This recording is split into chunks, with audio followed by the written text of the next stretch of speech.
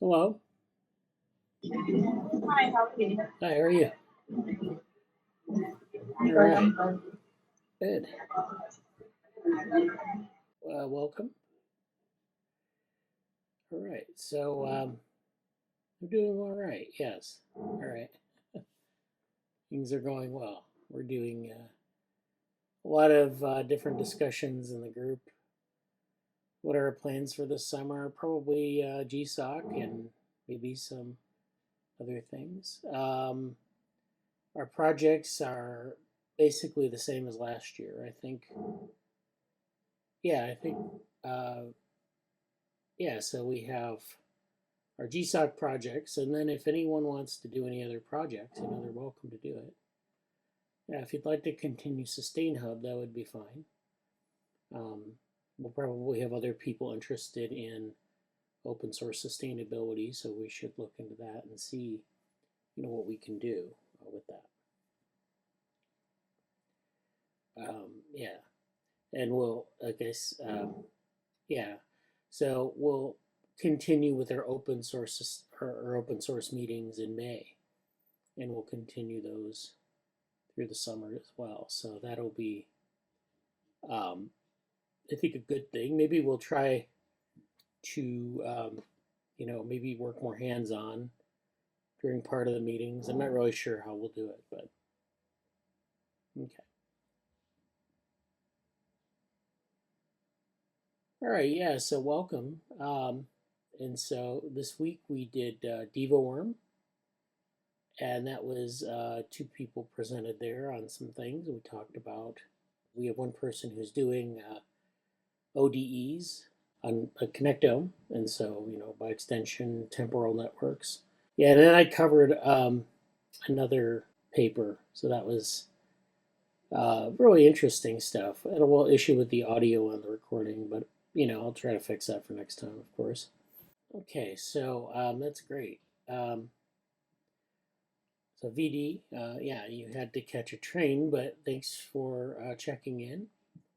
It's always nice to see you, and looking forward to the summer. Yeah, that's all right. I haven't been able to make time on Saturdays and join the meet.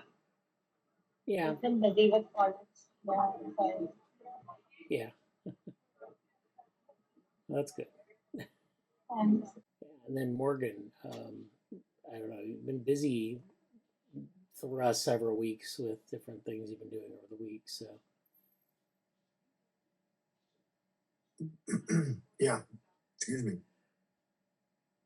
Yeah, lots of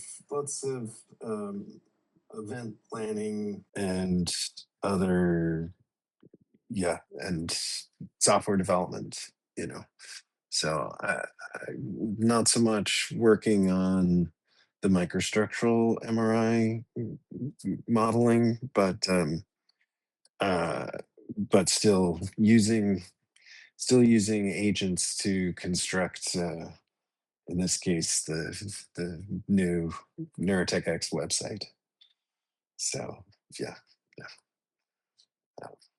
that we've finally have a new board at NeuroTechX,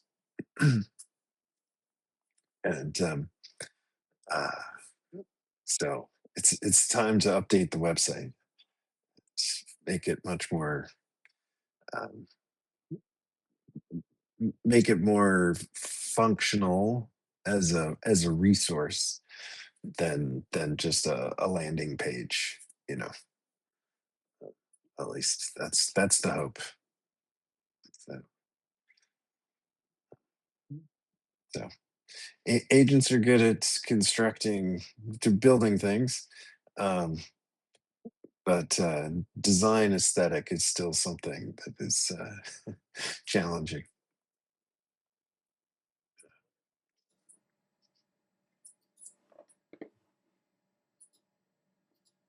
So I shouldn't ask it to design anything. Is that what you're telling me? Well, it's like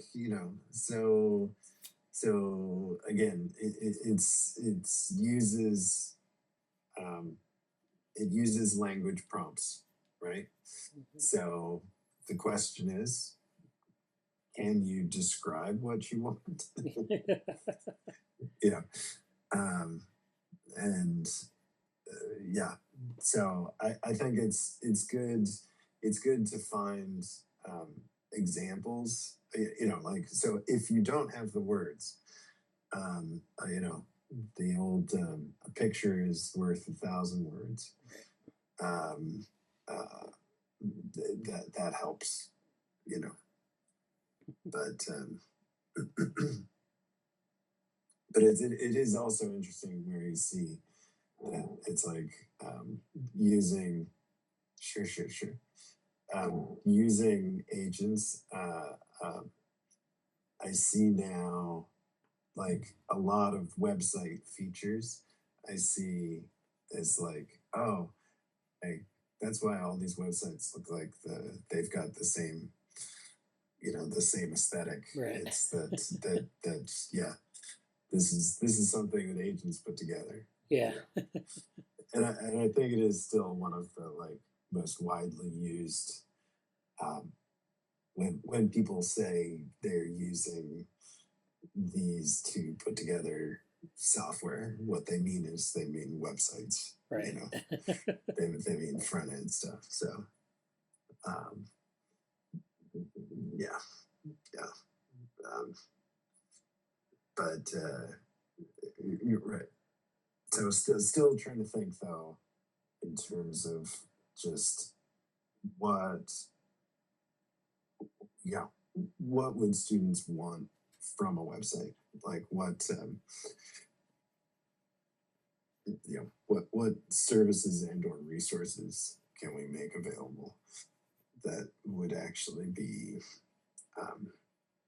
that would add value? Yeah.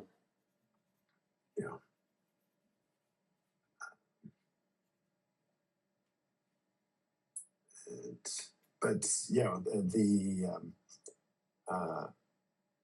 I mean, it's unfortunate that the students, the Berkeley students, lost their kind of lab access.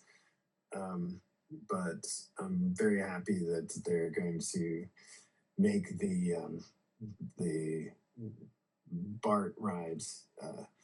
They'll go under the tunnel, under the bay, to come over and use our lab. So so the wetware team is going to move over to Biopunk to continue the dish brain kind of work. But they would really like, like if they can get dish brain working again, then we'll probably do some like they'll probably do some like optogenetics with that as a kind of as a platform. But this is like that would be no better use of the tissue culture at Biopunk than to get them running again. So that would be awesome, and it'd be really nice.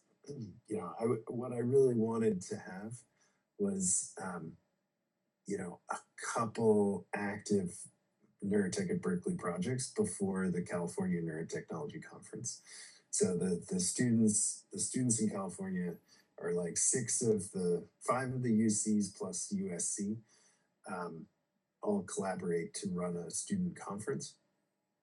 And this year it is hosted by Berkeley. So I am also excited because it's like, it would be really nice for the students to be showing off projects that they're doing at the conference, just because like what I want them to show the other UCs is like, you can do more than just like an EEG project. Yeah. Like right. like that to me would be another big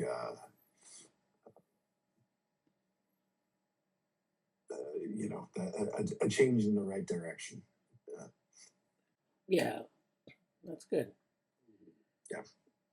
Sounds like you're making some progress. How did they lose their lab space at Berkeley?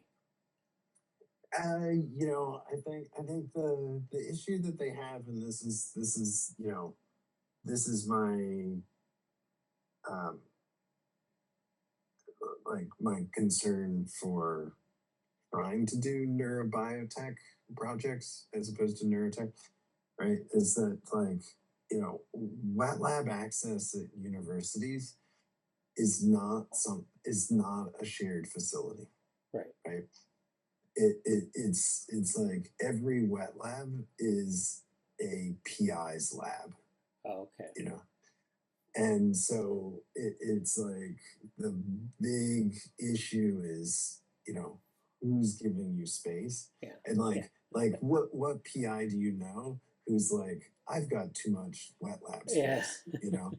Like, you know, um you know, every wet lab I know is like got way too many grad students like working on top of each other, you know. So it's like if you think about that, I mean, you know, like UCSF maybe is like a kind of worst case because it's, you know, like those kind of like big city labs, you Yeah. know, like where you know square footage is expensive. Right. Um, uh, but anyway, the point being that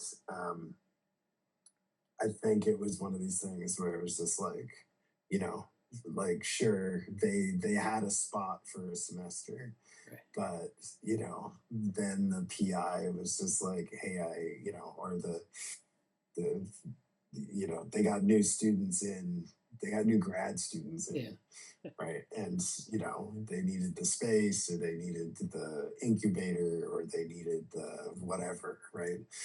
And and that's the problem is that like, you know, you do.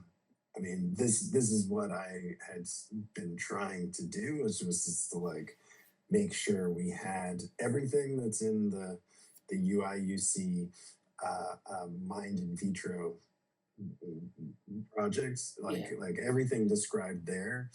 That's like we would have, you know, something dedicated for the students to use in our space, Right. and and and then that's like now you can operate freely, you know. Um, uh, you know, but the problem being that like if it is, you know, a 30-minute train ride away, then that makes it really hard for you to have kind of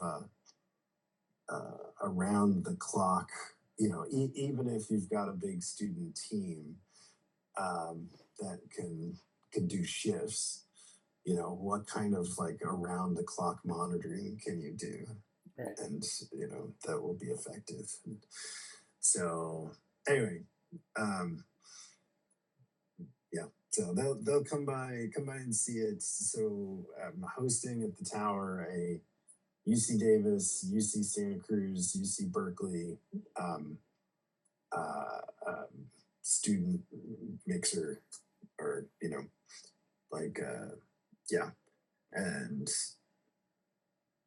you know the Berkeley team will come up and actually see the space, and you know we can try and figure out the logistics for it. But I'm you know this is exactly what I wanted Biopunk for, so this is pretty exciting. Or at least, Yeah. yeah. Yeah, I think I still would like it if we were actually working on the microelectrode array. Um, but and you know, like I don't think at this point we're talking about actually using the bioprinter. Yeah. But I'm very tempted to reach out to Pittsburgh and yeah, actually that's what I should do.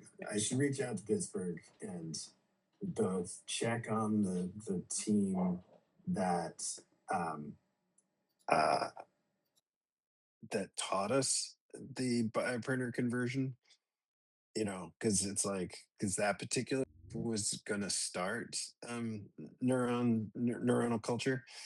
Because I'm really really interested in like, have they worked on the bioreactor itself, right? So like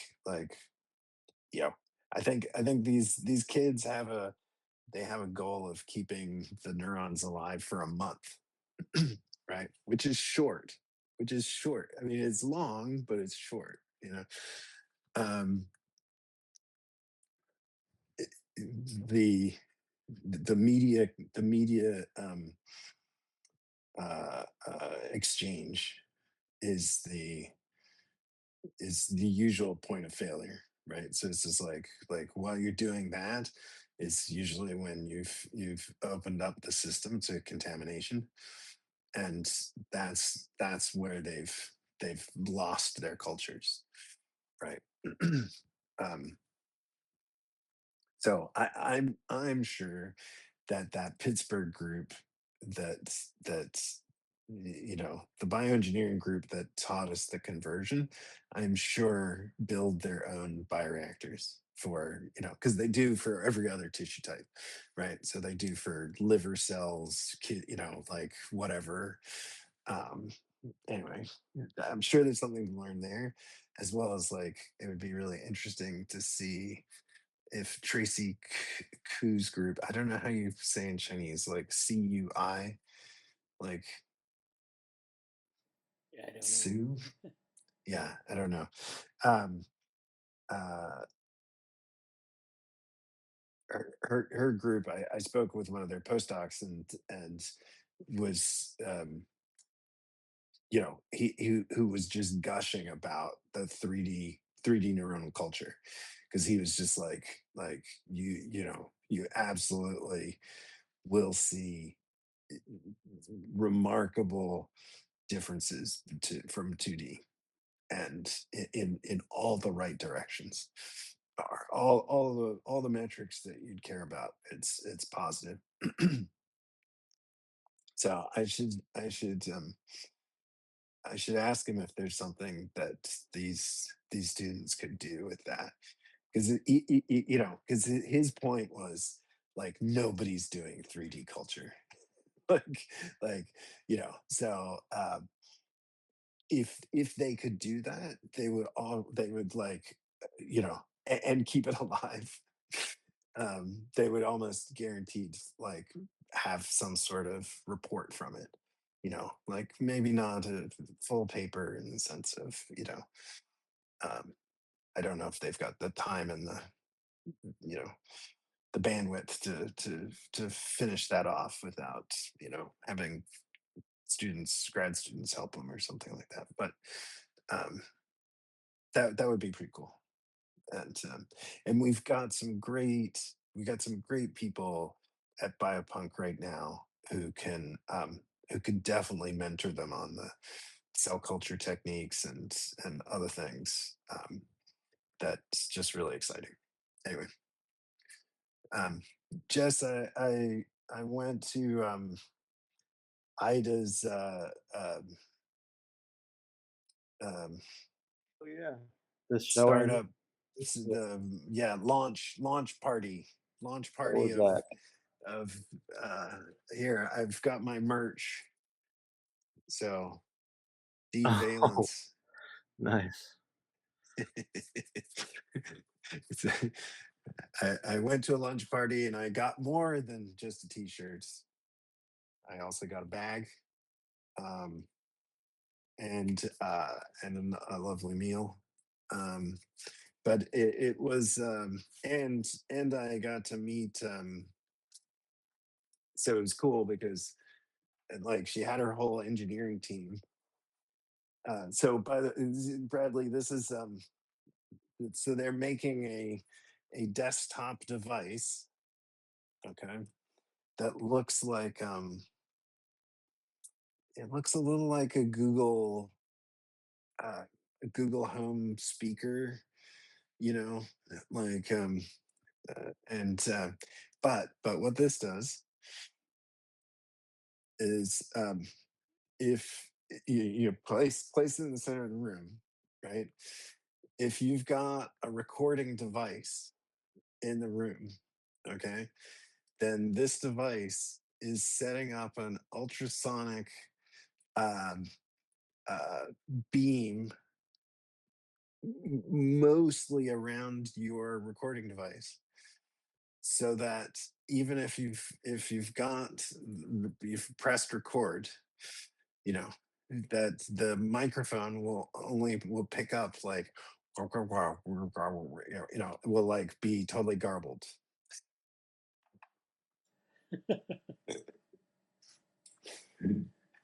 Um, so and she had some demo units. What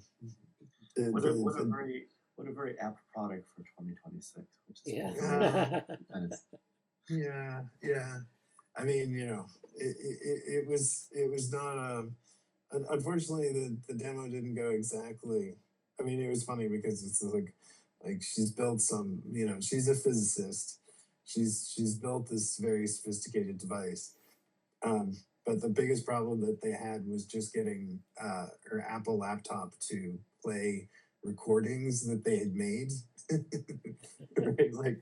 Like it wasn't the part of the demo that failed wasn't the demo, but it was actually just the presentation.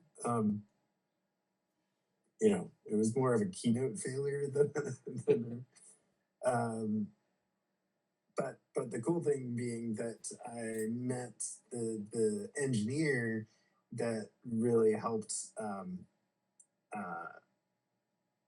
make the initial version, and it's super cool because it's like he's talking about this in terms of how they did the phased array and things like that. And then I was just like, oh well, my only experiences with focused ultrasound, transcranial focused ultrasounds, and he was just like, no way. and so like he'd been working as he'd been doing brain imaging and device development for like 10 years. Like, and he started with Ed Boyden. So he'd been doing focused ultrasound with Ed Boyden, which is super cool, and he had some interesting stories about their mouse work. And I didn't even, it's one of those things where it's just like, of course Ed Boyden's done this, but like I don't remember it. It's just like,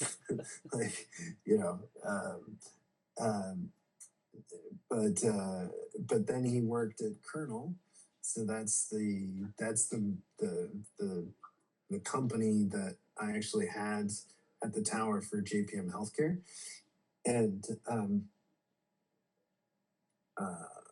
he had been working on the Kernel Flux. So when Kernel started, they made two systems. And so one was the near infrared, which they call the Kernel Flow. The other was called the Kernel Flux. And the Kernel Flux was a optically pumped magnetometer system, and like super cool next gen stuff. It's like at the time, for sure, because these OPMs, like yes, they allow you to collect data without having super cooled squids, which saves you like instead of having like literally a ton hanging over your subject, right? You can have something that looks like more like a very thin helmet, but you still need this like special kind of metal room. You still need like this super shielding, because femtotesla fluctuations are so hard to get in any kind of noise-free way. Right. So you really can't have any interference. Anyway, that was super fascinating,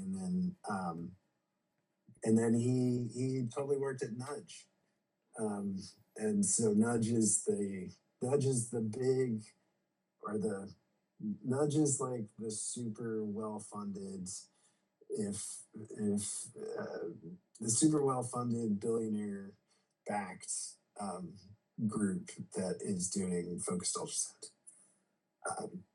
And yeah, is where I was also a scientific consultant. So that was kind of funny, but I liked it in terms of just like he's, you know, when he's not building brain, you know, cool brain devices, he's building, you know, next gen satellite parts. Right. You know, because it said, so what do you work on? He's like, well, I like to work on tip of the spear kind of stuff, you know, and you know, satellites, you know, basically spacecraft is one of those things, you know, like yeah. Tip of the spear being So, cutting edge. cutting edge, Yeah. cutting edge. Yeah, I mean, tip of the, you know, yeah. I didn't know whether that meant that he was also working on military applications. Yeah, Because it's no, like, yeah. because tip of the spear usually means tip of the spear. Right. Yeah, yeah. But like, who's the main Consumer of this. well, who uses more satellites than anybody, right? Yeah. So yeah, like this is kind of the same thing. And I met Addie there. Okay. Of course, you know. So although that was also kind of funny because he was a little bit a part of the demo, and yeah, and he introduced me to a few people that are going to come by the tower. So I still haven't seen him though. Like or as long as I think he's been in San Francisco since I think the 28th of January, something like that.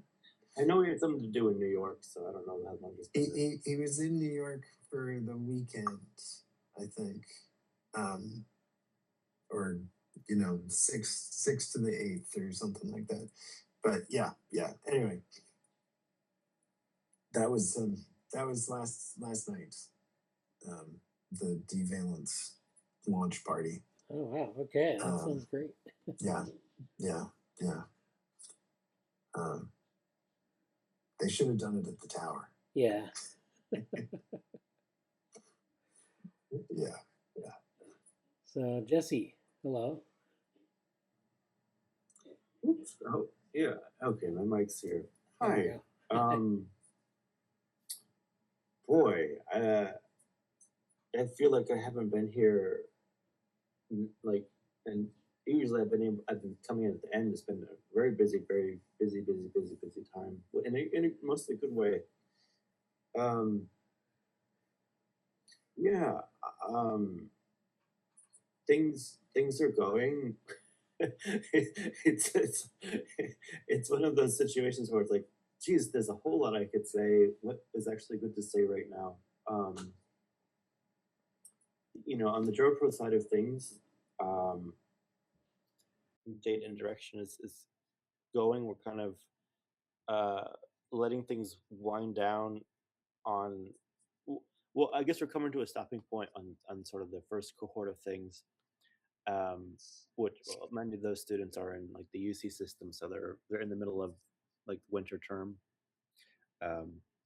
whereas things over here on the East Coast are just getting started. So I'm playing, letting them kind of finish at a natural pace there. There's the future centers in development and still going on its path. I feel like there's so much I want to do with Cognition Futures, but I really don't have the time to do it right now. Like embodied intelligence is soon. The conference is soon, and there's a lot things that I even could present there, and I don't know if I might be able to do something small. But there's a lot of fun stuff in that space, and sort of the Ecolopto adjacent space. There hasn't really been a lot of. I guess in Ecolopto space, Elon's talking more about his stuff and getting some more things for his LLM ideas. I haven't really seen all of that yet, but that's cool. There's been any like I don't know. I'm sure there's going to be stuff happening in San Francisco with Addy and that crew, but I haven't really heard a lot of like specific plans about things. But I'm sure things will happen there. Uh, Plot twist. This is actually in a really interesting space. Um, because they just finished. I don't even know how much we talked about this recently, but they just finished one of their playtesting demos for the Small Houses Court, which is this. Well, it's just a playtesting demo. They finished the fellowship from MetaGov, and they presented their I guess product. I don't know how to really call it. It's not anything for sale. It's sort of a component, a publicly. I guess we call it. It's sort of a publicly available demo of one of the components of the game world that we're building out. And that's good. And it's going to be a really interesting time. Most of which, I can only say so much here, but there's a lot of plot twists is I don't know on a personal level. 2 years ago, in 2024 May, so a year and a half, whatever. We were at Oxford. That's when I went to Oxford last, and then in London and all that stuff. And there was a bit of a hiatus after that, but it's very interesting now where the momentum has kind of shifted a little bit back in the doing. There's different parts that are functioning right now, so it's really interesting to see where that's going to go. And there's sort of this very interesting overlap between, for example, DigiNest, which is this digital narratives emerging story technology kind of group, which Avery is in that. Molly has been a consistent part of that. Nothing super cool to say in terms of showing off stuff, but we have been pretty good at maintaining the momentum, which is quite nice. And very much, I always think of Bradley about the momentum and progress situation. And we have been, hold on a second. Yeah, the things we're working on there, Avery wants to prototype some of the ideas they've had about, the sort of interesting functionally speaking, the projects revolve a little bit around LLMs, which sounds kind of like obvious and trite in a way. But Avery's kind of looking to make various incarnations of some of their theories, and also just sort of in a tool, exploring what certain tools can do relative to the things they want to see created. So Avery's not beholden to using Claude or GTP or some wrapper or some version of it necessarily to do XYZ, but there's some exploration happening there. Molly mentioned something about kind of a user's guide to LLMs, or sort of a things a common or average user should be aware of as that's happening. And so we're looking into that and looking at some like the research, like less. And we actually met yesterday and talked a little bit about like the environmental impact, or just how do we try how do we try to understand the data that's available on these different fronts and the projections. Like that in and of itself, trying to be like a reasonable consumer of information about some of the things is a challenge, because of the competing camps, and then all the different interests that play, which is I particularly think about that. But yeah, so that's going well. And also I feel like I have so much I haven't posted a lot of things, but there's a huge stockpile of discussions from Diginest, from uh, a few other things, from the Modernizing Mental Health pod. I don't call it podcast. I like discussion series because I'm not trying to release full length episodes for any of these things. But we've been having some consistent meetings with Jen about that in terms of, you know, both some of the practices too. A lot of it, a lot of the JoPro angle on many of these things for the discussions are what's the domain space, and then what sort of the problem, what are the problems in both the pedagogy and the applications of the spaces that are common, that extend beyond that specific domain space. So a lot there is about training and education and preparing, and then yes, even things like how are contemporary social workers or people in those professions um, being taught about technology and AI, like, and what are their implementation best practices? What are the, you know, when the classic example, like, oh, I have an AI boyfriend or girlfriend, you know, and that person comes to therapy. How do you deal with that? Like, what are you supposed to know in the clinical side? So that those are broad things, and those are, you know, those discussions are happening. Um, uh, that's sort of the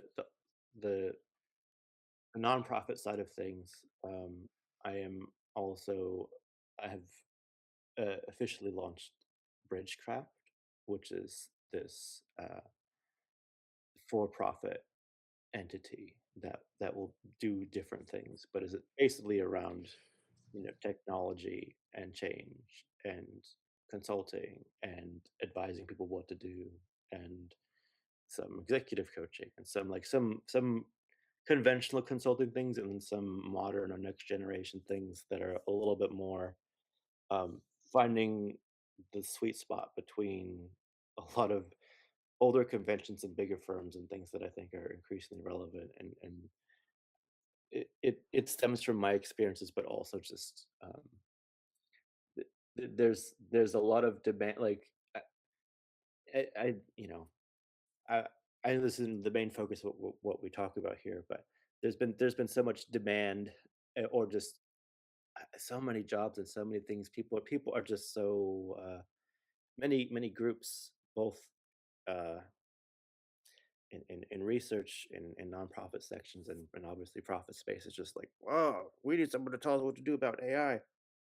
We need someone to speak with clarity and in confidence about, you know, what we're doing, and uh, that's been, it's been a further realization of, okay, well, there's things here now, so that's in development, and we're expanding a lot of our network for people on the roster and people that want to either do things with us or um, accepting accepting certain clients for that too.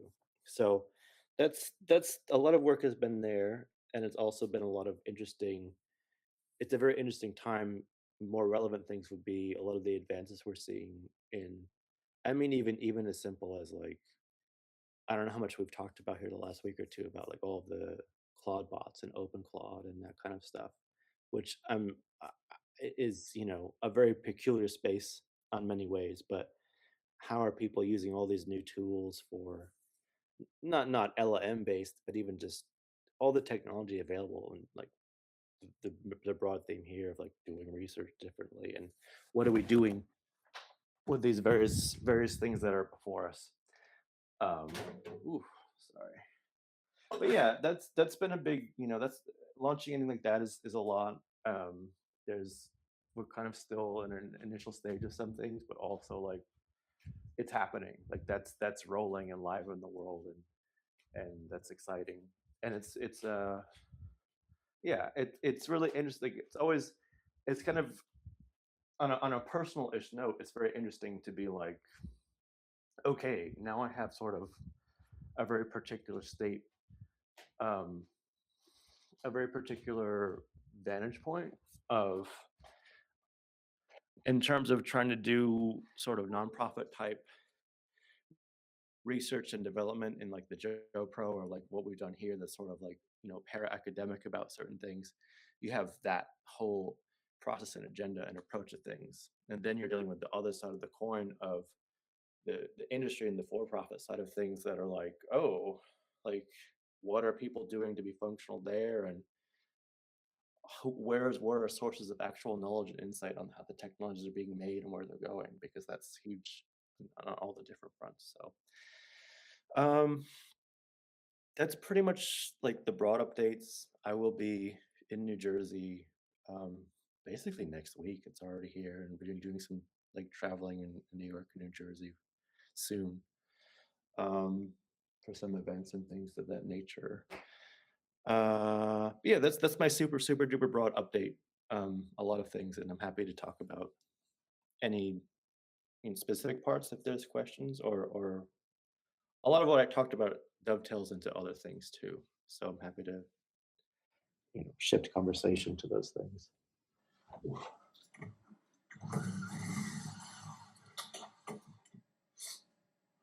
Do you have a slide projector screen in there?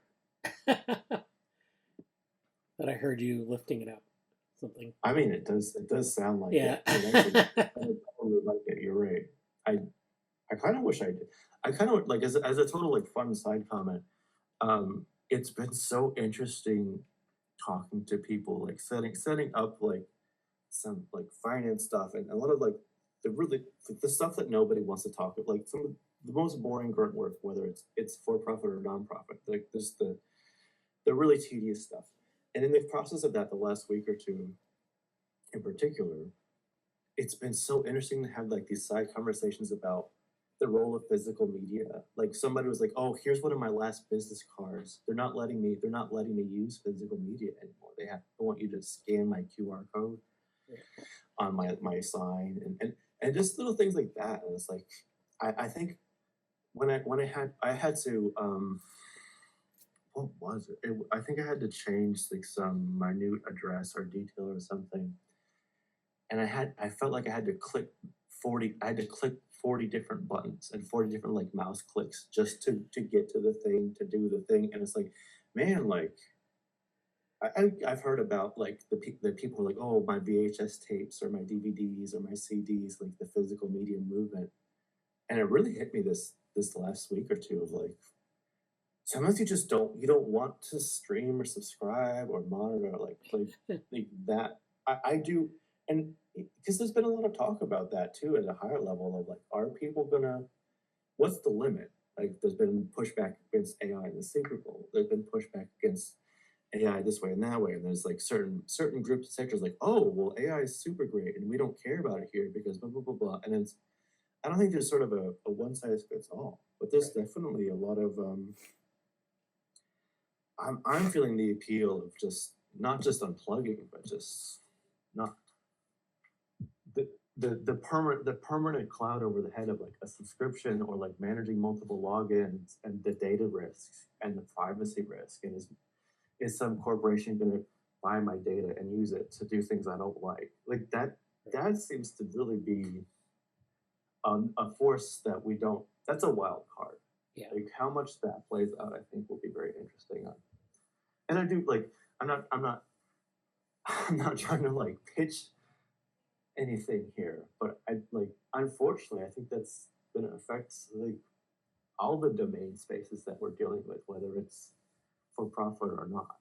So I don't know. I'm happy to pass the mic to someone else after all that rambling. So. Well, I just had another comment too. You talked about like, we've been having these discussions about Open Claude and all these other things, and Morgan has been talking about how people have been using it for different things. We talked about Moltbook last week, and so what are your thoughts on that? And you just mentioned it. I thought you may have some more things to say about that. I mean, excuse my punching is like a bite. I'm curious. I would love to hear any kind of a quick recap from what you folks have said recently, because I'm sure you've had. I don't know if you've Has anybody like used? Well, it feels like there's different iterations of. I don't even know what to call certain parts of it right now because there's.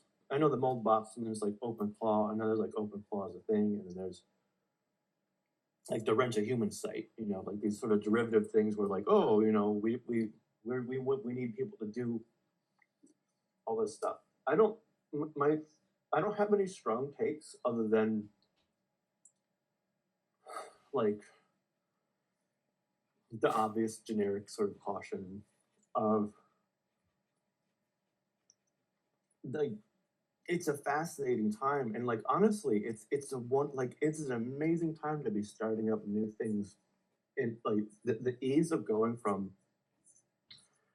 an idea to a company to a product to all this stuff is unbelievable. Like I've done it again, or like I'm doing this version of it now, and it feels so different.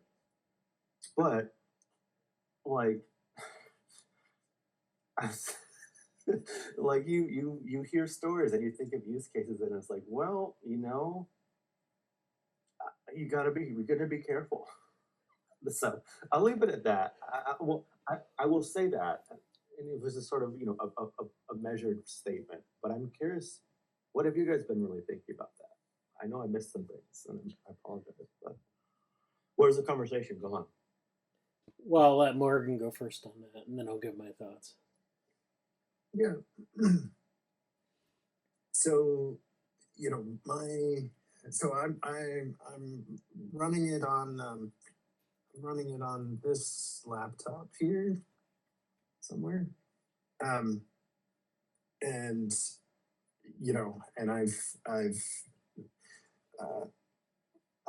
I feel confident enough to run it dangerously on a system that I control physically. I also like to live dangerously. Yeah, but at the same time, right? It's part of following it is just to my New Year's resolution of I'm going to track agentic coding, right? And by track I mean like I'm gonna jump in both feet. I'm gonna try to immerse myself in what's going on and try to be a user. Yeah. And I've actually applied for a fellowship with a program here in San Francisco, which is run by somebody that I know, got a lot of respect for, and is somebody who's definitely coming at this as a kind of an experienced product designer and product manager. And what I mean by that is that like this is somebody who's working with companies to actually build products, right? And so they run a hardware studio. So we're not, like the tower's got a lot of app people. It's got a lot of website people. Yeah. It's got a lot of crypto Web3 people, right? Yeah.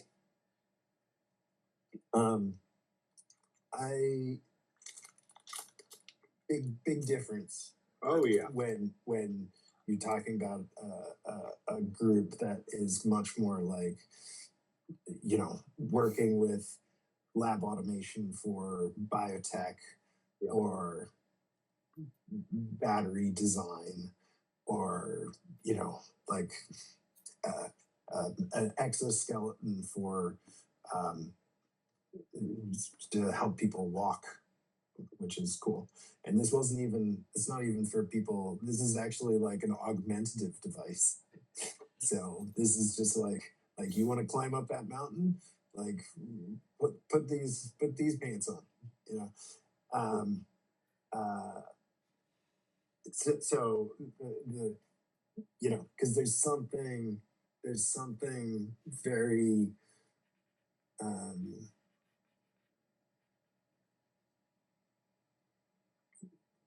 there's a reality that you run up against. There's a with very particular discipline that will destroy you.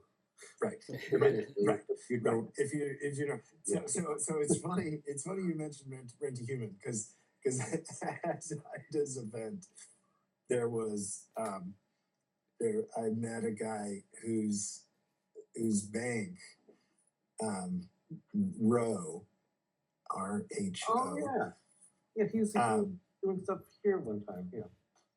So he's doing compliance on the rent to human. Oh my guys. god! Like that's And he's just like you're just some guys on a couch. like I can't open a bank account for you. Like you're not even American. like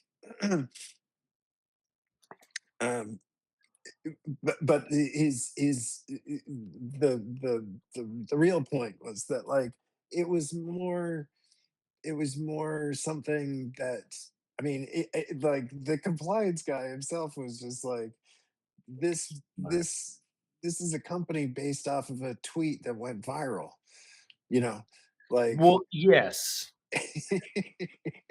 yeah. and and and so um anyway, the just coming back to the, you know, what can you do? What is OpenClaw, right? Hmm. And you know what you're also seeing is that like this is such a basic idea, right? Where it's an LLM um, with existing artifacts, right? So it's actually a small enough project where you can get started with it and or fork it, you know, Right. like Right. and so it's very close to the way in which people are already doing agentic programming, Hmm. excuse me, where you're making markdown files Yeah. to give the LLM, you know, memory, persistence, um, skills, and you know, anything else, where so that you don't have to keep repeating yourself, or you Right. don't have to keep using a very large prompt that includes all the factors, because you know LLMs are like a you know a fish in a bowl, and Yeah. just Yeah. seeing, you know, Great analogy. and so this it's super basic, right? Well, And yeah. I think I think a lot of my take to kind of play off of that and I guess what I said before is just like it, it is I this is probably just how I naturally am, and you all know this. And now that I've legitimately wearing different hats and speaking from different perspectives, and it's like I think what would I tell a high school student who's going into college right now? And congratulations to someone in like the JoPro community who done that. I won't mention who, but if they see this, they'll know who it is, and that they were just accepted like conditionally to some great schools in the UK.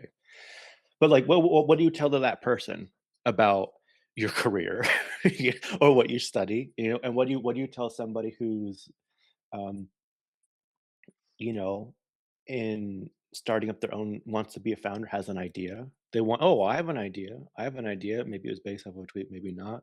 What do you tell the people who, the e-board of the company that's, whoa, should we be more AI native? Like, do they know what that means? Do they want to do, all that kind of stuff? It's like, it's such a weird, it is such a weird time right now where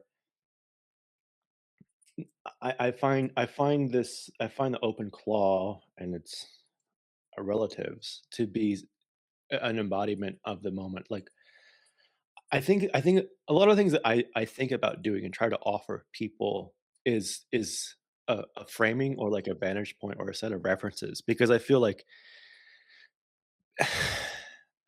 people have to understand what is creating the situation, both like economically and also, like, in terms of regulations, like, what could change, and why is there so much pushback and people want there's a lot of heavy contention right now about what kind of any kind of regulation, both from, like, the creation of things, but down to, like, economics, down to, like, what kind of funding or oversight is necessary, blah, blah, blah, blah, blah, and it's just like, look, a lot of stuff has happened. Like, this may be, and it may not be, but it may be an unprecedented, like a forever will never be the same again in terms of the Wild West nature of some of what's happening right now. Maybe it will be. Maybe it'll be the new norm. But in some ways, like the rapidity of ideas, the complete lack of, you know, look, like you mentioned, the seeking compliance and banking accounts, stuff like that, and it's like, yeah, and you can still you can rush stuff and get money right now in very particular ways. But like, what does that mean in terms of quality or longevity or sustainability of the market or of whatever? Like, it's such a weird time. So it's like this weird mix of like, go for it, find out, dive in, be aware of it, and there's a lot of tension. Like that's there's a lot of it's so weird because I think one of the weirdest things about all this, to zoom out again and from a different angle, is AI is affecting workforces. Like I've known another batch of people who were just presented with redundancies about stuff and giving very bogus reasons for like, oh, we were offshore, blah blah blah blah blah. And it's like, no, you guys want to try to lean on AI and push people out, and that's fine. But it's like there's this massive deference to AI, but we don't know some things yet about, like, it's kind of just well, we're all going to find out together, so let's make sure we're all in the same boat. And you know what do you do with that? I feel like a lot of ways it comes down to, what do you want? It like, what, not what, the line. But to go back to your point about like the physical engineering hardware people, I think there's a very interesting take between what do you want to do and what can you do, and how for a lot of like the apps and website only folks, the line there, the rationalization for how to sort that out is can be very different. And I think there's sort of a um increasingly in certain spaces, it's not even about what can you do, it's what do you want. I won't even say the should word, but like, what do you want to see in the world right now? And it's weird to kind of, when you're talking to people with different backgrounds or takes on that, that's a challenging space. Like, how do you find consensus about that? And on like a really particularly kind of weird level, it's sort of, well, who are you going to partner with, and who what are you going to, it feels like this very particular, I don't want to use, I don't mean it as inherently negative as colonization perhaps was, in certain regards, but very much a sense of, okay, like, you have your broad funders of things, and you have people kind of, let's get our East India Company or our ship and go somewhere and do something. And hopefully it's not, I'm not trying to have like nefarious implications here, but a lot of it's like, who's going where and what are they doing, and what are they colonizing, if you will, in the service of other things. So I don't know. That was probably a lot not really what we wanted to talk about in some ways, but I feel like it's hard for me to talk about the space technically without understanding what's affording that in a non-technical sense. So anyway, um, I ask you a very specific question about it. Like I've wondered if I should just put it on a laptop and let it go and do certain things. I've seen some interesting use cases, but like, do you think would you recommend like a dedicated old laptop or like put it like how when you say you may not be able to say everything, but like when you say live dangerously and let it do things on a laptop, like how does that play out? Oh, I mean, yeah. So, so in this case, so part of it is that you're running it um, without some of the guardrails. Like again, like one of the reasons why I brought up last week, I think I brought up that Lady Ada was basically Mhm. Yeah. using OpenClaw in her videos, right? And she was running, the way in which her and Circuit Python guy Scott, I forget, he does a show on Fridays. He does a weekly YouTube as well. Like they were both using it, and it's again, it's like I think I think using agentic coding first, like using Claude Code the Claude Code developer uses it is like The actually a way its good way to creators start. intended. Yeah, sorry. What's that? I was jokingly saying the way its creators intended it for it to be used. Well, it's like it was actually one of his posts that went viral where he was showing people how he was using it, right? Mm, Where he was using it like on a Apple laptop with, iTerm 2, with 5 tabs and like the agents sharing context, and like he had a very particular way he was running it, right? mm, In a very particular multi-agent way in which he was running it. And uh and my experience, so one, it's good to do that, and it's good to see like the necessity of the kind of intermediary yes, markdown files yes. that you're sharing and passing, because as soon as you do that, then like setting up OpenClaw is just like they'll have some of these markdown files be called like soul.md, right? Yeah, Like I saw. you know and but this is purely for the humans, right? Right. I mean, in the sense that like yeah. I mean, these are just to give us useful guides for Mm, how that particular artifact is going to be used by the LLM. But at the same time, in terms of kind of like the additional software, there's no additional software, right? Like it's an mm, LLM that that you're kind of like hooking up to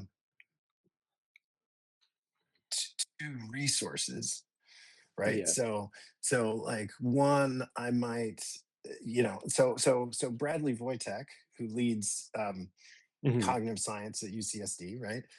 Like he posted on his LinkedIn, um he posted like, hey, I was hearing all the buzz about agentic coding, so like I spent a day vibe coding a I forget what he called it, like talk something for Yeah, table the of paper contents. thing? Yeah. Yeah. And but it's funny because it's just like, so I installed, he said he like, that took like 4 hours, 5 hours or something like that. And but here's the thing, right? Like I installed OpenClaw, right? Which again is not an install, or like, it's running a one line JavaScript thing, right? Mhm. Or it's like installing a node package, right? And and now, and then you connect it to your LLM service, right? So like, who are you paying? Um, Mm. and and then it's online. So the first thing I did was said like, hey, you know, start hooking yourself, start signing up for RSS feeds. like Mm. like like go grab those tables of contents, like they're all available, right? So I could basically, I could tell OpenClaw to like make this service, right? And you know that's the kind of like the only difference is that like people are potentially, right, like now I don't have to run my LLM on an app directly from the service.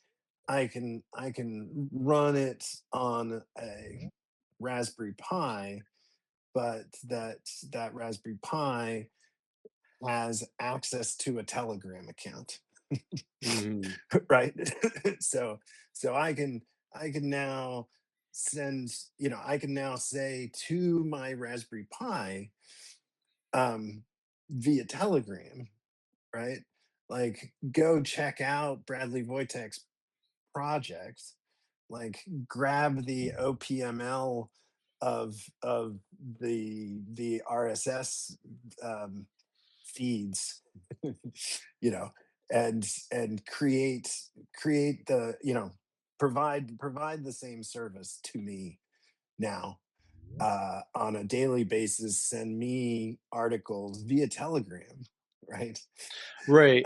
It Of the the articles that best fit my Google Scholar profile, or something like that, right?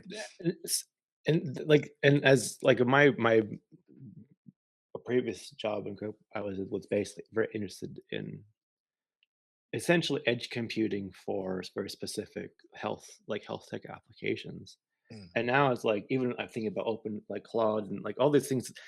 I haven't looked into this, but I'm really curious about things like HIPAA compliant data, and there's mm, this movement in that direction of like, okay, now edge computing or like edge LLM access, and like mm, that's a huge, you know, um, both offering products and services, but also like a disruption potentially for mm. a lot of things. So yeah, I'm glad that you mentioned that specifically because that's a different an interesting way to think about a lot of problems, and then also Yeah, but risks you as also well. see how it's barely new, right? Right. Like you know, um, so living dangerously, um, I gave it a I gave it an email address, and I Mm, gave it, I mean, so you can't hook it up to your Gmail, but if you have a Google Workspace, right? So if you have a business mhm. or nonprofit Google Workspace, um, you can hook it up. And so I've given it a full role at the org. But again,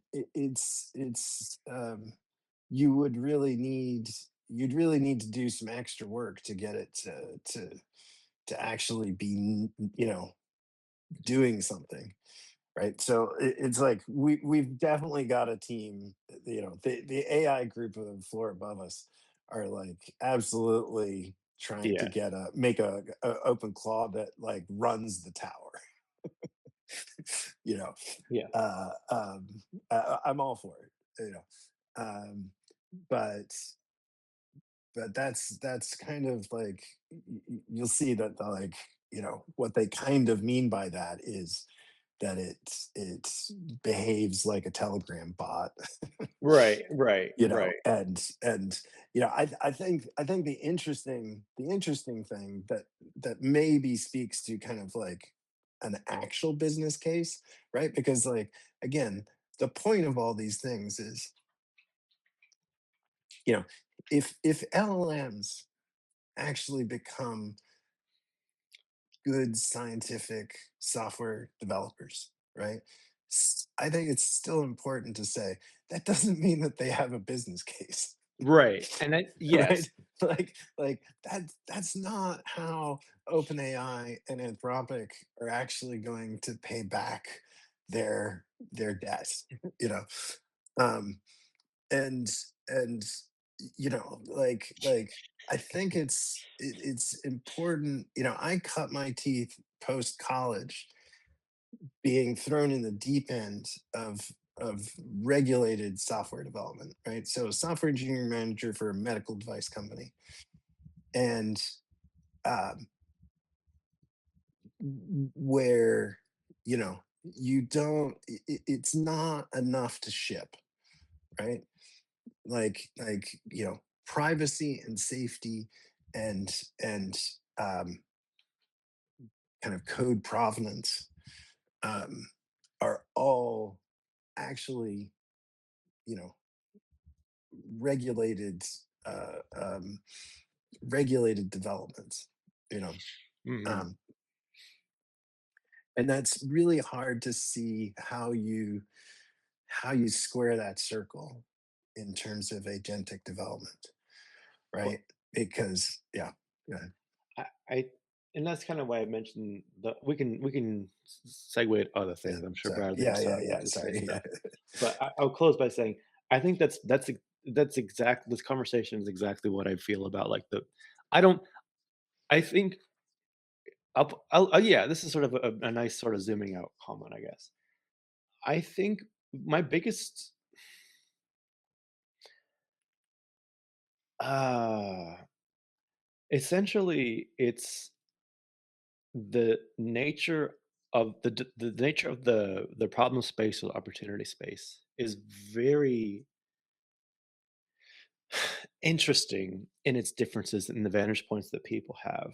And I do think, like, people can be sold, people can sell out, people can be sold, people could take it down the river on a lot of things right now with the promises and whatever. Like, that's, yes, I acknowledge that. Beyond that, um, what people see the domain, like the problem space and the opportunity space, what people see is really different based on what they know and who they're talking to. And I I had a conversation basically yesterday about how, like in terms, this is sort of a broader zeitgeist moment of like, environmentalism is still an issue in the world, perhaps, or definitely, but it's not a politically relevant issue, or as opposed to like technology and jobs and many other things going on in the United States, right? But it's sort of like a lot of people who have strong opinions and done things in the environmental space are sort of their approach on what AI means now, and is it using technology, like their interests have kind of been transferred into this other technical space to varying degrees of fidelity or like accurate mapping of those feelings or those opinions and those takes. And I feel like right now, we're in this space where it's like what it feels very like buyer beware, or like it's a great place to explore stuff, and yet also there are hard limits that are coming up too, not just the physical engineering limits, but also like you said, like I quoted this, I think it's like, very well said, but like that's not how Anthropic and OpenAI are going to pay back their debts. Like you will need to understand there is a business reality that comes out too, and there's a reason why things are being made available, and the reason why the data that's being collected is a trade-off for certain things and all this other stuff. So yeah, I'll leave it at that. I'm sure I'll have more things to say too. Like I don't I'm Claude I'm open Claude agnostic at the time, but at the same time, given many things that I'm doing right now, like I need to know, certain I need to know It, some things about it because people are asking. So yeah. yeah. So I mean, sorry, just one last thing, is like it is it is kind of like a maker project that um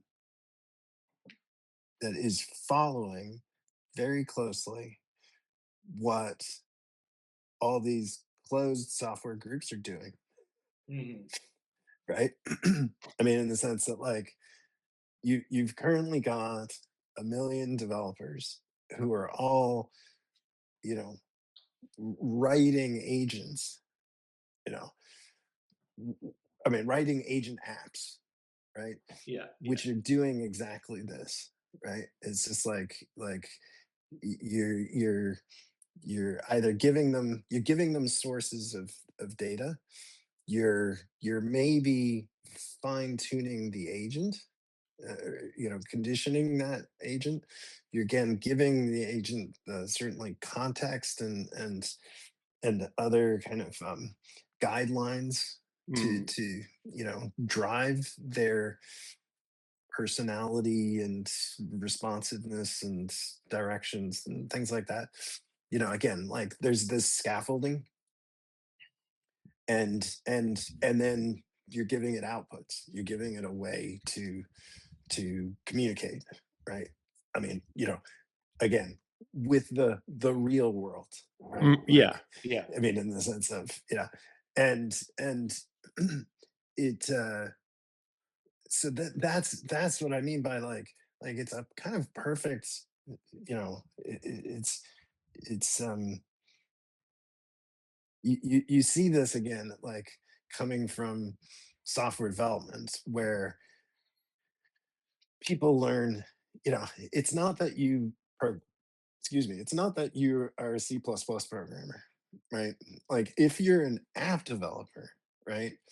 I mean, again, I'm so old, I'm gonna date myself with this, but like, in the old Mac OS Classic days, right? If you were a Mac app Hmm. developer, Hmm. right, then you used MetroWorks Code Warrior, Hmm. and you know, you were actually a code warrior.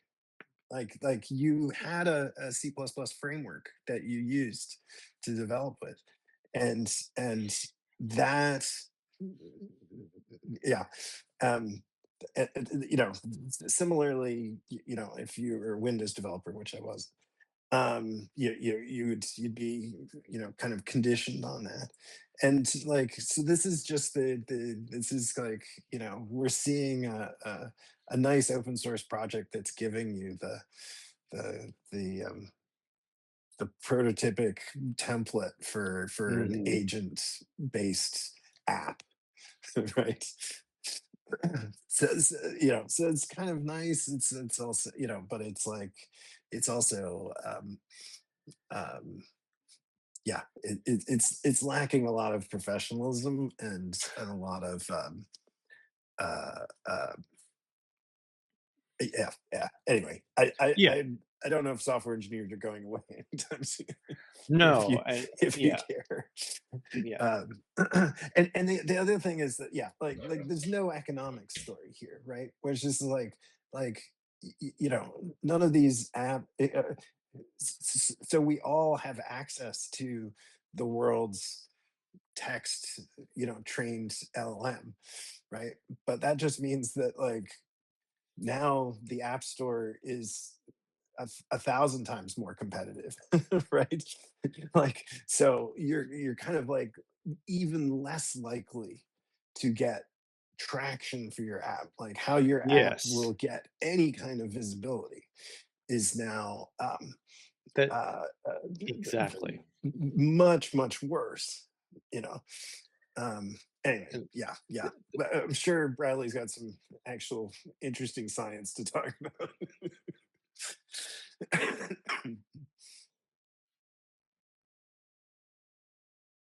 oh, yeah.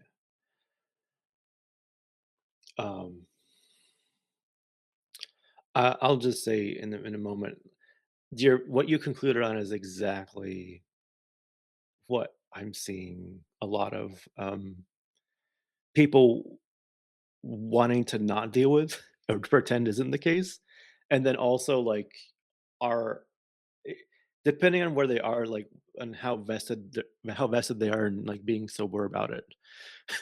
Like if they don't have anything to lose, they're like, yeah, I'm good, like the hype appeal is there. And then if they're like, well, I'm established here, is this actually going to do anything? Very classic differences that way. But I do really think like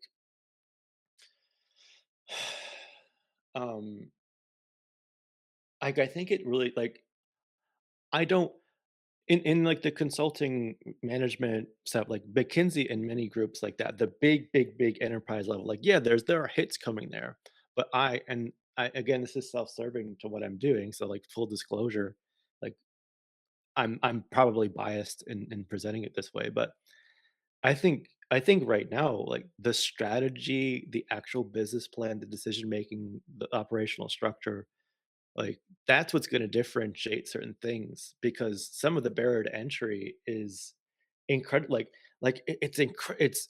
It's kind of seductingly appealing to think what you can do, and it could be great. Like I do, if it's handled the right way, and who knows? Like I don't know.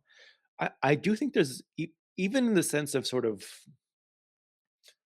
I don't want to say, I really don't want to use the word free market here, but like the ability to create certain competing uh like processes it'll be really interesting to see where the line emerge in terms of creating alternatives or competitives to apps, or like that basically do the same thing versus centering different.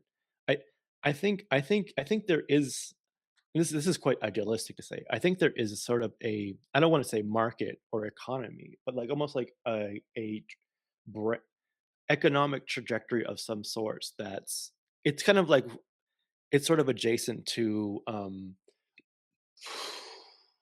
like I know some people in the space of, oh, we're really centering human, genuine human, non AI made content, or not content, but products like singing, songs, articles, clothings, whatever, and stuff like that. And it's like, well, what's going to differentiate when the ability to create your app and your website and your, like, copy is so easy? What's going to really differentiate? Yeah, so that was a good conversation. It's a lot of, I mean, I don't really have a lot. I think you covered a lot of what I was going to kind of bring up. I've been using LLMs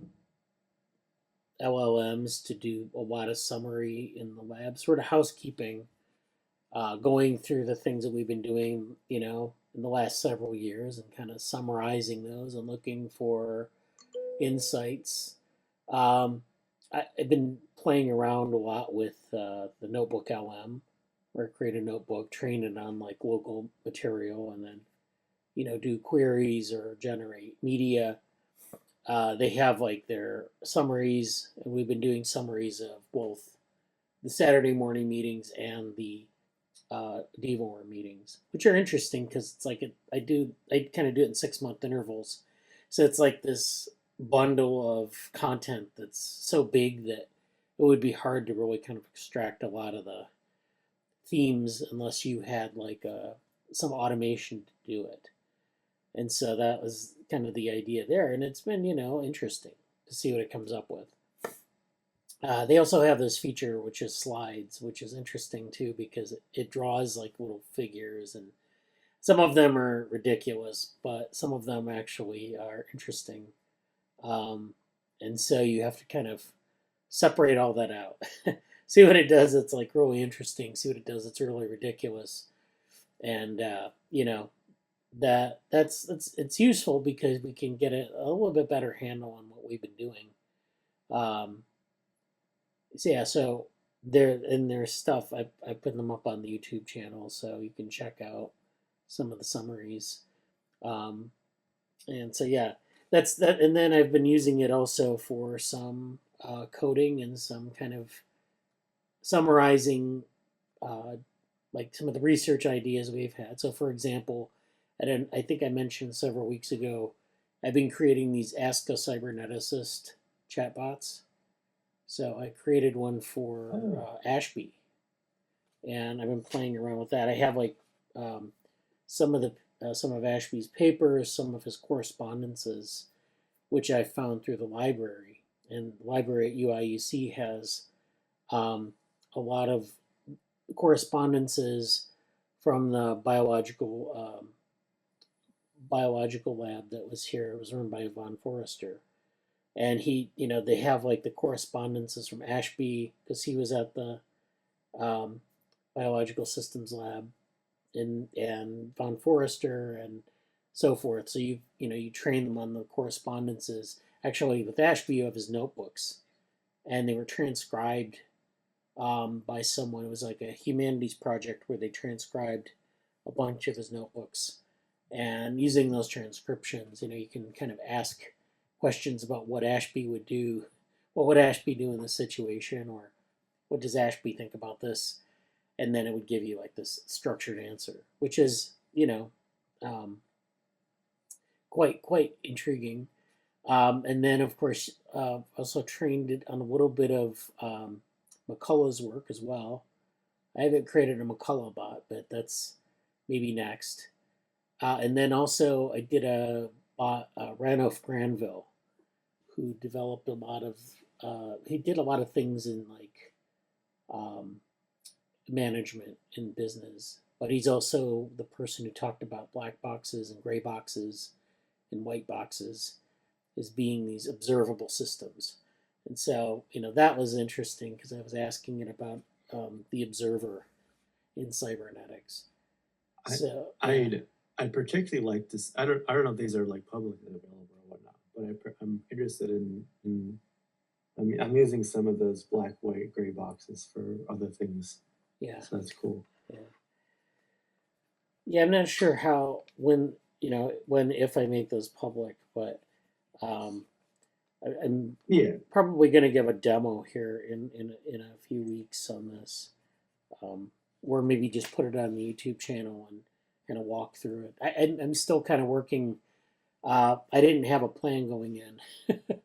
I kind of knew what I wanted to do, but I just kind of are kind of working from behind, if you know what I mean. Like you say, oh, this would be good, and then you keep working on it. And that's, I think, a lot of the thing about like working with chatbots and working with training a model is that you'd like to think that you have it all planned out, but really it's just kind of exploration. It's like, oh, here's this data set, we'll put this in, we'll query it, see what happens, we'll build on the query, and then it's so it's hard to say when it's like ready for people to. I guess it's ready for people to use now, but I don't know how useful it is. I don't have any standards for it. And that's the case on many fronts. Well, yeah, but I mean, I'd like to have it like be like sound research, not just kind of. But yeah, I mean, the idea would be to have like an Ask a Cyberneticist, maybe for Ashby, maybe for Von Forrester, for Granville, and would have like the different skins or different flavors. So you could, or you'd have, because you could ask a question like, how would Granville interpret feedback differently than Ashby? And it would have like the two different perspectives in there. Or, just query the two different models or two different RAG training embeddings, and then say, you could just compare the answers, I guess. And it cites everything. Like when you work with Notebook LM, it cites things. The footnotes are basically where it's pulling it from in the thing that you're training it from, which is kind of useful, but it's also kind of redundant. It like cites things over and over sometimes, which is like papers do that. But you get this. The problem is too. Sometimes you get this sort of self-referential loop where it's like going back to the same source materials or something. But that's again, if you do a literature search. I can feed it YouTube videos. Yeah, well, Notebook LM, yes, you can feed YouTube links, and it'll extract things from the videos. That's interesting. Because John Griffiths, the professor at Toronto, is also the board member. He and I did, YouTubes through the pandemic. Right. Oh. So we did, 3-hour hack nights every week. And like definitely more than a year of that. It would be kind of it would be a fun synthesis project. Yeah. Synopsis plus I've actually really liked going through it just to pull out just to make a calendar, right? Because it's like every week we'd be covering like what are the conferences this week, what are the workshops, what are the things like that, and anyway, that would be an interesting. I'm thinking so I've got a new Neurotech website. I mentioned this earlier, and and I'm trying to think again, like what are services like having a proper calendar, like is one of those things. Always be checking in to see what's going on. Yeah. So definitely, yeah, we're going to have to follow up on some of this. Yeah, and like it's like you have to kind of work your way through it. I don't know. I'm not an expert by any means at this, but I'm trying to get like a methodology worked out so that it's again like this is how you produce something that's sound and that we can compare across different work sessions and instances and things like that. Yeah, so that's good. Why don't we move on? I saw that Sarrah was here. I don't know if she wanted to say anything, but I guess she hasn't come back. So, well, thank you, Jesse, for that. That was good. And then it sounds like there's a lot of interesting stuff going on with JoPro and other things going on. Yeah, we should do more detailed overview of that, or maybe I don't know what the data and direction. I'm interested to know kind of what are you doing that this year again, or what's the?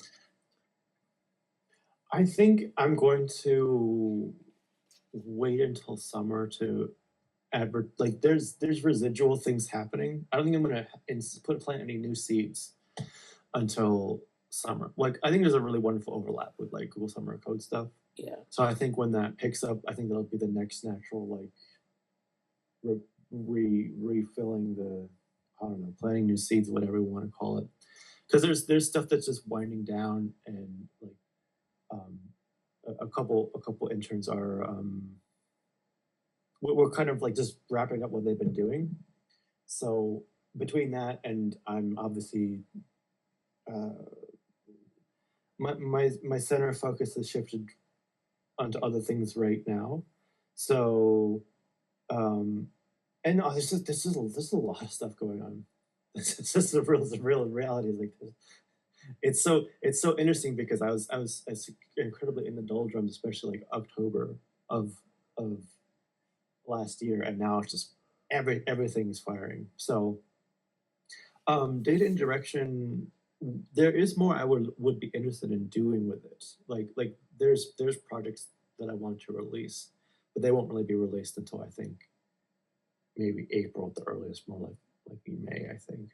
And I would like to basically get another round of Oops, did I lose everybody? I think I might have lost my connection. I can hear you. It's fine. Okay, everybody froze and then. Oh. Okay. But yeah, that's it. Was there another question about that? I'm sorry. Oh yeah. So from last year, did you produce any artifacts or things you can like look at or? Yeah, there are a couple of presentations, and then also we're working on the both the two interns are wrapping up essentially. One will be like not as detailed as like the Google Summer of Code. Like Vidhi had an excellent, like final blog post. Like there'll be a version of that which will be a little bit simpler and someone's kind of their first time with NLP type stuff and whatnot. And then also essentially an article series or a guide where we're finding essentially a guide. One of our interns was working on a kind of a guide for parents on how to deal with AI in the classroom and their children. So that's we're putting the finishing touches on like the public version of that. So those will be out in the next few weeks. Yeah, well, I look forward to it. Yeah. And it's actually really interesting because the latter will be part of what I'm talking about at an education panel in a few weeks. I was asked to be part of that. And then it's kind of similar to the LLM guide that Molly and other folks in DigiNest are doing too, because it's sort of, some of this is, undergraduate research and level of just getting those things off the ground.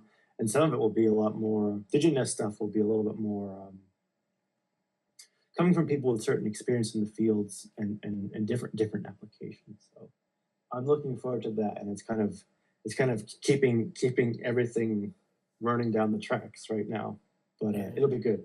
So yeah, I'll do a more broad, like, I don't know, for first year, basically first year of data and direction. We'll do something for that specifically to show what we've actually been up to.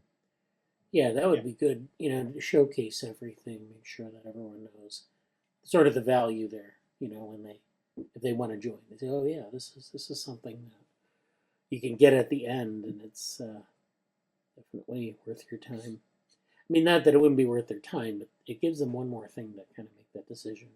Oh yeah, absolutely. Okay, yeah, great. Thank you, Jesse. All right, so this is a paper from last year's GECCO conference. This is from Risto, and he's been at the University of Texas for years, kind of working on AI models and evolutionary programming and things like that.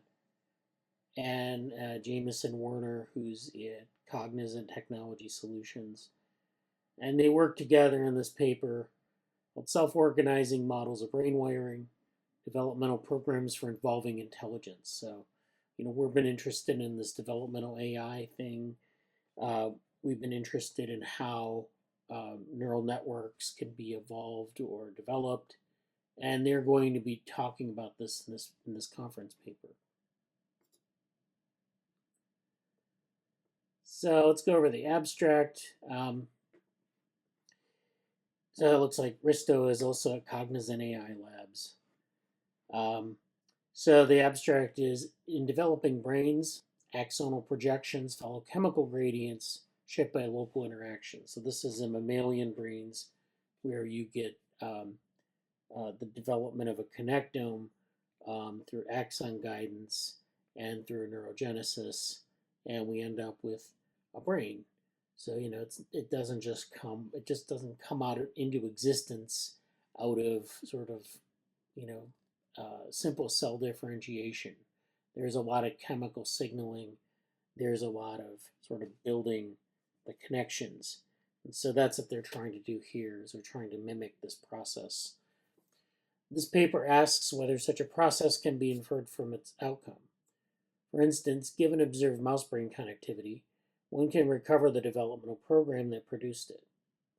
And that's a question because, we don't know if we can actually recover that developmental program from just simply by looking at the connectivity. There isn't necessarily, especially if you're talking about mammals, a simple developmental program that will give you that answer. Now, in C. elegans, it's worth noting that maybe that answer is more certain because C. elegans has the deterministic mode of development. So when you get neurons that emerge at a certain time, or neuronal cells, they will become those neurons, and then they'll wire up in a way that's sort of stereotypic of, the small connectome that we're dealing with. And then, as you know, if you've been attending our DivaWorm meetings, the real variation is in the synaptic connectivity, not necessarily the gap junction connectivity. And the synapses actually are quite plastic during larval development and then going into adulthood. And so, that's not, and part of that even you can predict maybe from looking at sort of the quote unquote program, but some of that, of course, is driven by environment. In mouse brains, a lot of that is driven by not only environment, but by interactions. So if two cells are in sort of close proximity, they have these chemical interactions that,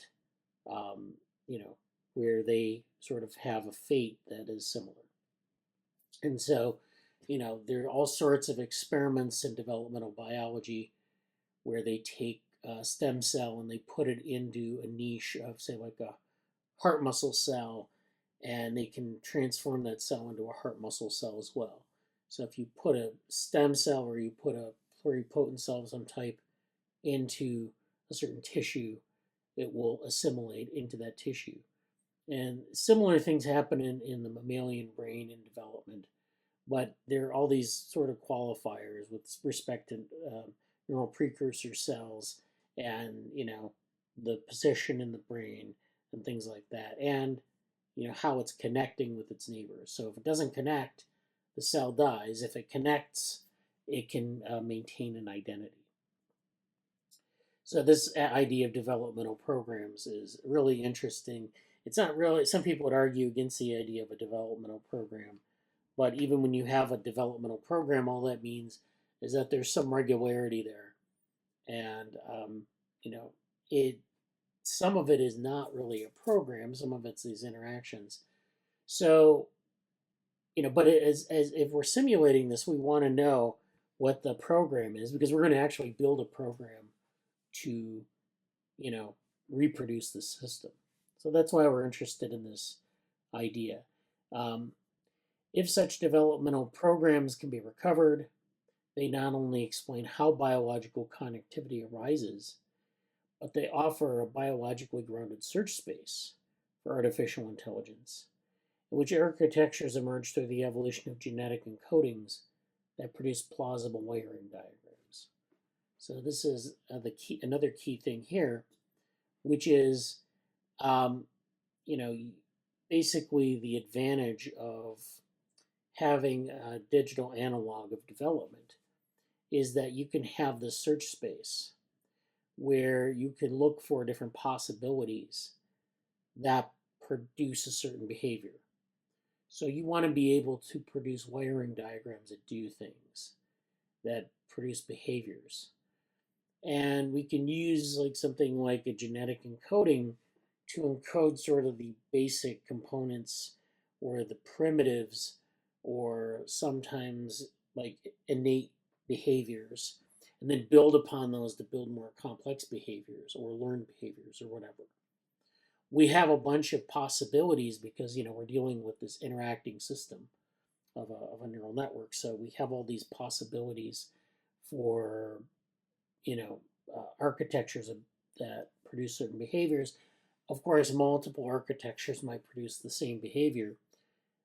So that's something that we want to keep in mind.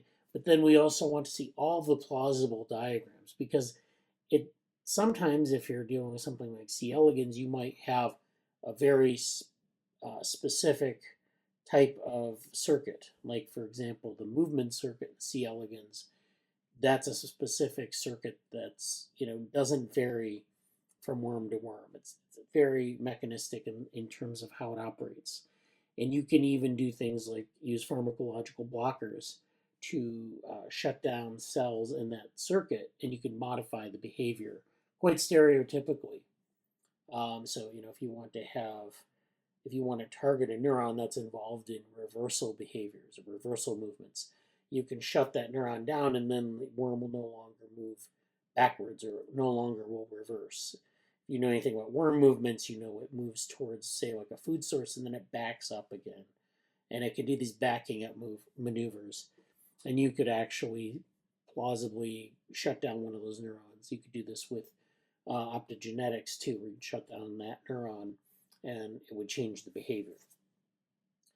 And so, this is kind of what's interesting about this. Well, actually, it's interesting about it from a biological standpoint, but also from an AI standpoint or an artificial standpoint, because artificially we're going to be producing, emergent behaviors, and emergent behaviors have, it's hard to kind of reverse engineer an emergent behavior, because emergent behaviors are explicitly about interactions producing a certain outcome, and then those outcomes being slightly different over all the instances of that emergent behavior.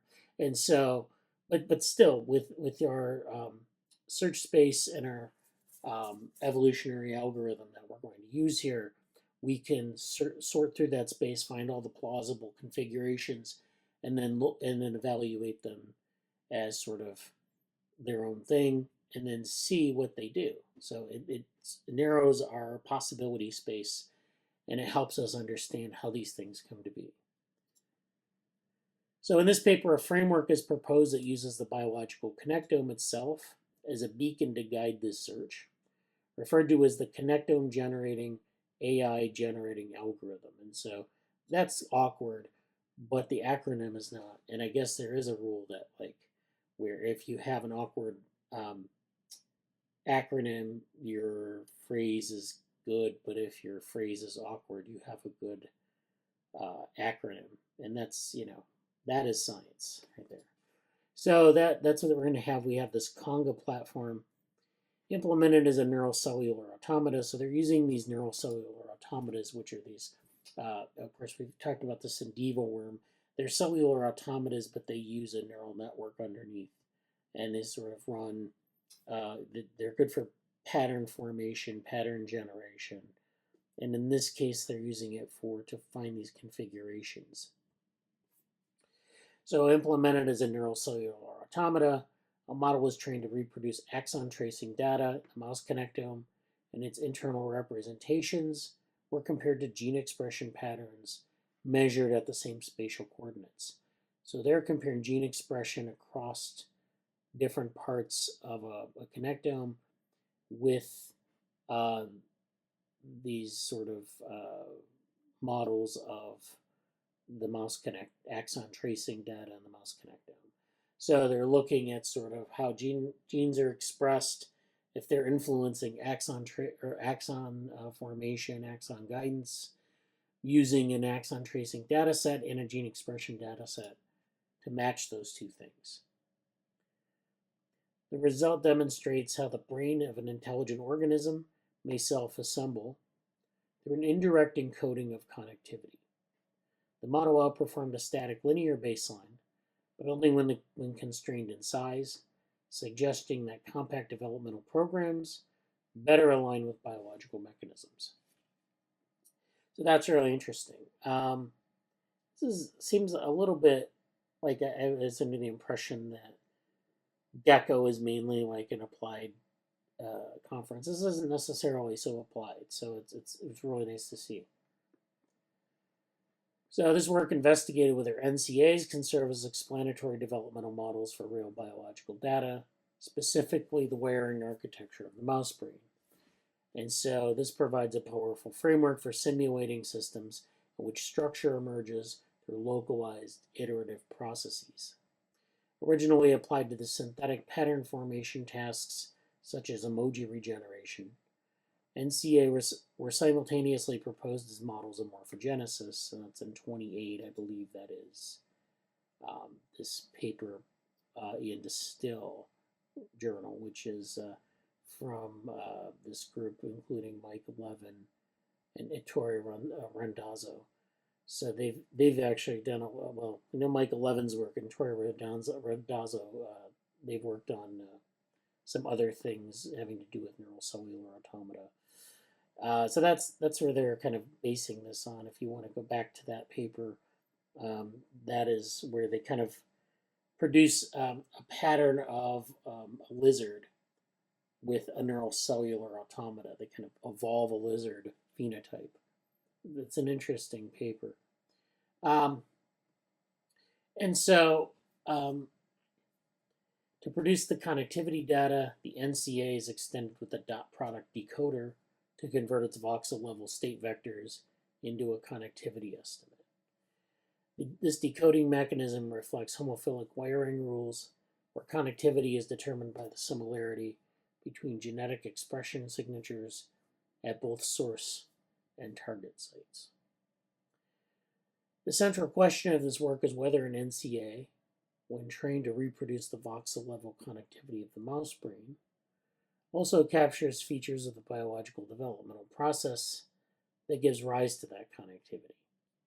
So we want to maybe reproduce the connectome. So if we train it on a set of data, we should be able to reproduce that connectivity between cells, between voxels. But we also want to capture the underlying gene expression or the biological developmental process. So when we talk about a developmental program, what we're usually talking about is a gene expression program. We're talking about genes that are in some module where the expression of those genes produce, say, like some sort of patterning. So we might have a module that, when expressed in different spatial regions of the embryo, will produce a concentration of a certain morphogen, which is some biochemical that is typical of that region, and it produces a distribution of that. And then those distributions overlap, and in places where they overlap, there's usually a boundary formed. And that boundary formation is maybe something like striping or some delineation of a pattern. So we might have a gene regulatory network that produces certain colors of pigment.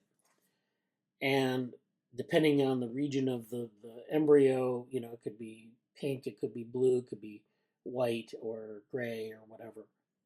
And so cells in each of those regions will express that variant of the gene regulatory network. Those different colors will then you'll have this distribution of cells expressing these colors, and then there will be a boundary, because at some point those, the expression of those things lead to the production of mRNAs and proteins. The proteins then will kind of be distributed in the space, but those will interfere with each other at the boundaries. So then you get this sharp boundary formation, and you get something where you have a multicolored embryo with boundaries throughout. That's how you get pattern formation. And the same holds true for something like a connectome, where gene expression is informing connectivity. It's informing what, basically a gene expression module is in each cell, and it's sending out these chemical signals. And if you have cells with similar chemical signals, they tend to wire together. And if you apply this in parallel, you get a connectome. That's the idea. So if we modify that gene expression program, if we modify that module, how it's expressed, the different constituent genes inside, if we rewire that circuit, then we can get different outcomes. We can get different outputs, and the wiring pattern will be different. That's the idea. And so the central question of this work is whether an NCA, well, when trained to reproduce the voxel level connectivity of the mouse brain, also captures features of the biological development process.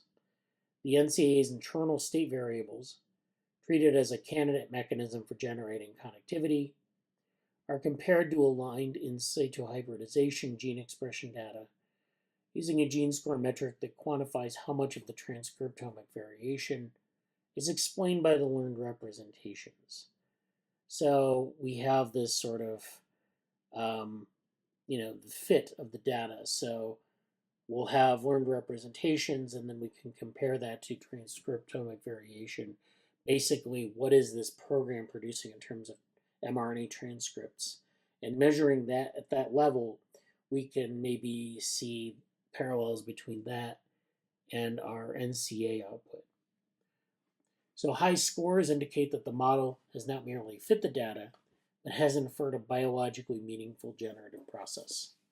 So if we see a relationship, a positive relationship, a high score between transcriptomic variation and what the NCA is producing. In other words, if the NCA is basically aligned with transcriptomic signals across this array, then we've uncovered maybe something that represents this generative process. We've not necessarily discovered the exact mechanism, but we've discovered how this basically works. So that's the idea. And you could argue that that's not a very sound methodology, but that's really all we have at this point. It's basically double inference. You're inferring that like the transcriptomic variation that you see, that you measure, is indicative of the activity of these gene regulatory networks, which isn't a given necessarily, because transcriptomes can be highly variable depending on context, depending on conditional stimuli, things like that. And the output of a cellular automata, while it produces patterns, is sort of this very general type of process. It's a generative process, but just because it's similar to something else doesn't mean that it's actually modeling that thing. It's just coinciding with that thing. So we could, write a whole paper on, generative processes and emergence, and how, depending on the system that you're working with, it might correlate with that. But is it like representing maybe just like a generalized emergent process, a generalized generative process, or is it modeling the very, the specific system? It could be a biological system or a social system. Is it modeling that, or is it modeling this general process of like interaction and outcomes like that? Okay, so they want to benchmark the developmental model. They've established that developmental models capture a biologically grounded link between genetics and phylogeny. This work proposes that the same link can support the evolution of intelligent architectures by enabling direct comparisons between model connectivity and biological data. So this is their Conga framework. And then when a model solves a task while also exhibiting strong correspondence to brain connectivity, it suggests convergence on principles that underlie biological intelligence. So this paper will proceed in two parts. The first presents a developmental modeling approach to brain connectivity and evaluates its correspondence with gene expression. The second proposes Conga as a framework for using developmental models and biological data to guide the evolution of artificial neural architectures. Together, these contributions demonstrate how developmental and evolutionary principles can be integrated to form the design of brain-like AI systems. Okay. So this work sits at the intersection of developmental biology and neuroevolution. So that's kind of where they're sitting. Now they want to link gene expression to connectivity. So what they're doing is they're using a specific method for this. So they're not just throwing data at the model. they review some work from C. elegans. So early studies in C. elegans show that a neuron's gene expression profile could predict its synaptic partners. The connectome model proposed that wiring motifs such as bike leaks emerge from gene-gene compatibility rules, identifying these network level patterns as computationally,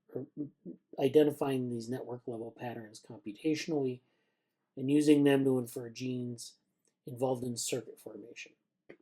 The model was later extended to incorporate physical constraints and biological noise. So this is where they looked at mouse retina data as well, and they found that this works in both systems. Another approach based on bilinear factorization treated gene expression profiles as input to a recommender system for predicting pairwise connection strength. Collectively, these models supported the idea that genetic signatures can include wiring rules and highlighted candidate genes likely to influence circuit assembly. In mammals, limited neuron level resolution has led researchers to focus on region level data when relating gene expression to connectivity. And this is true because we just don't have single cell data that can allow us to do this. So we usually use something like a voxel structure. So we'll take a voxel from like a neuroimaging study, or we'll take a voxel of data, which is like a bunch of things inside of it, a lot of neurons, a lot of other types of supporting cells, and a lot of synaptic connections. And we'll use that as the unit of analysis, which is kind of a it allows you to see connectivity, but not single cell connectivity like you might see in C. elegans. Early studies found that brain regions of similar gene expression profiles were more likely to be connected, and that classifiers trained on gene expression could predict anatomical connectivity in both mice and rats. And so then there's some later work leveraging the Allen Brain Atlas that demonstrates that voxel level connectivity can be predicted with high accuracy from local gene expression. The most predictive genes were involved in synaptic function and neural development.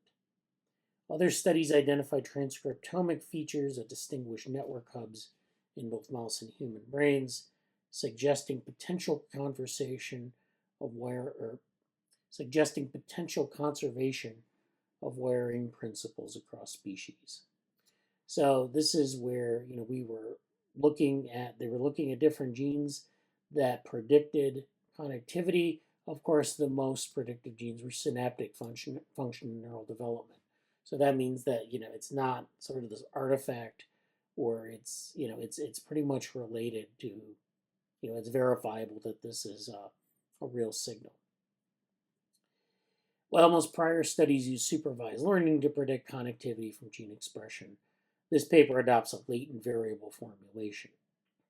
So rather than learning a direct mapping of gene expression to connectivity, this model infers voxel level latent variables, or what they call barcodes, from the connectivity matrix, which are then compared to observed gene expression patterns.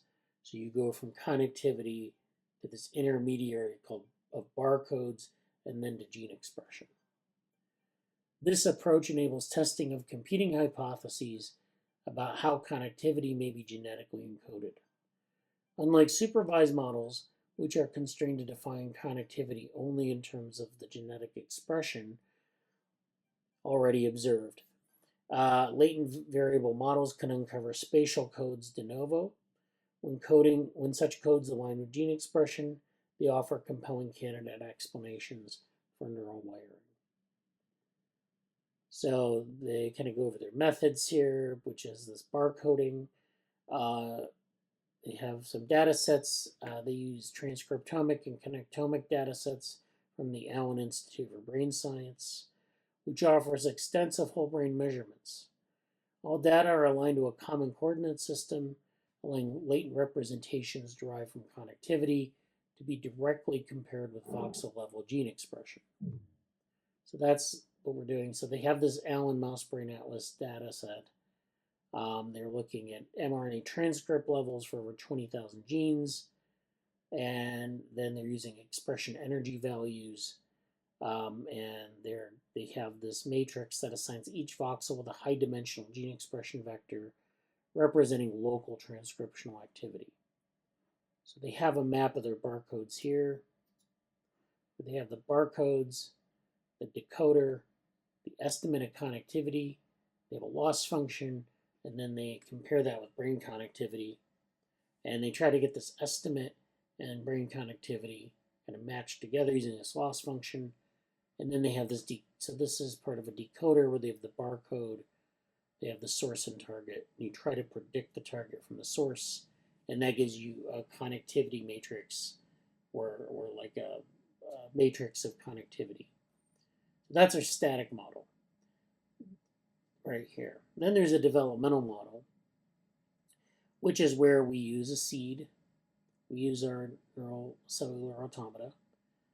We then evolve this seed over time. So we have T1, we get a result, we feed it back into the NCA. We keep doing this over and over. And then at T100, we get our barcodes. Then we have this decoder, which then gives us an estimate of connectivity.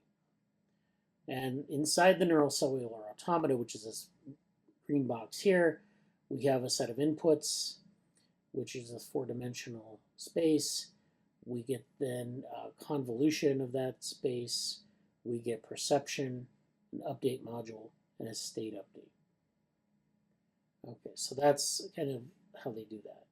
All right, so this is the gene score comparisons, just showing for their different instantiations of this model. They have the static model, the developmental model, the full random model, and then the preserved degree model.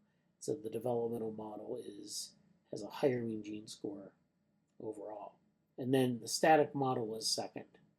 So just showing how, this is an SVD-based model. So this is just kind of showing what comes out of that. They use these randomization baselines here, so they should be expected to be near 0. The full random baseline is where it fully shuffles the connectivity matrix, destroying all spatial and topological structure while preserving the global distribution of connection weights.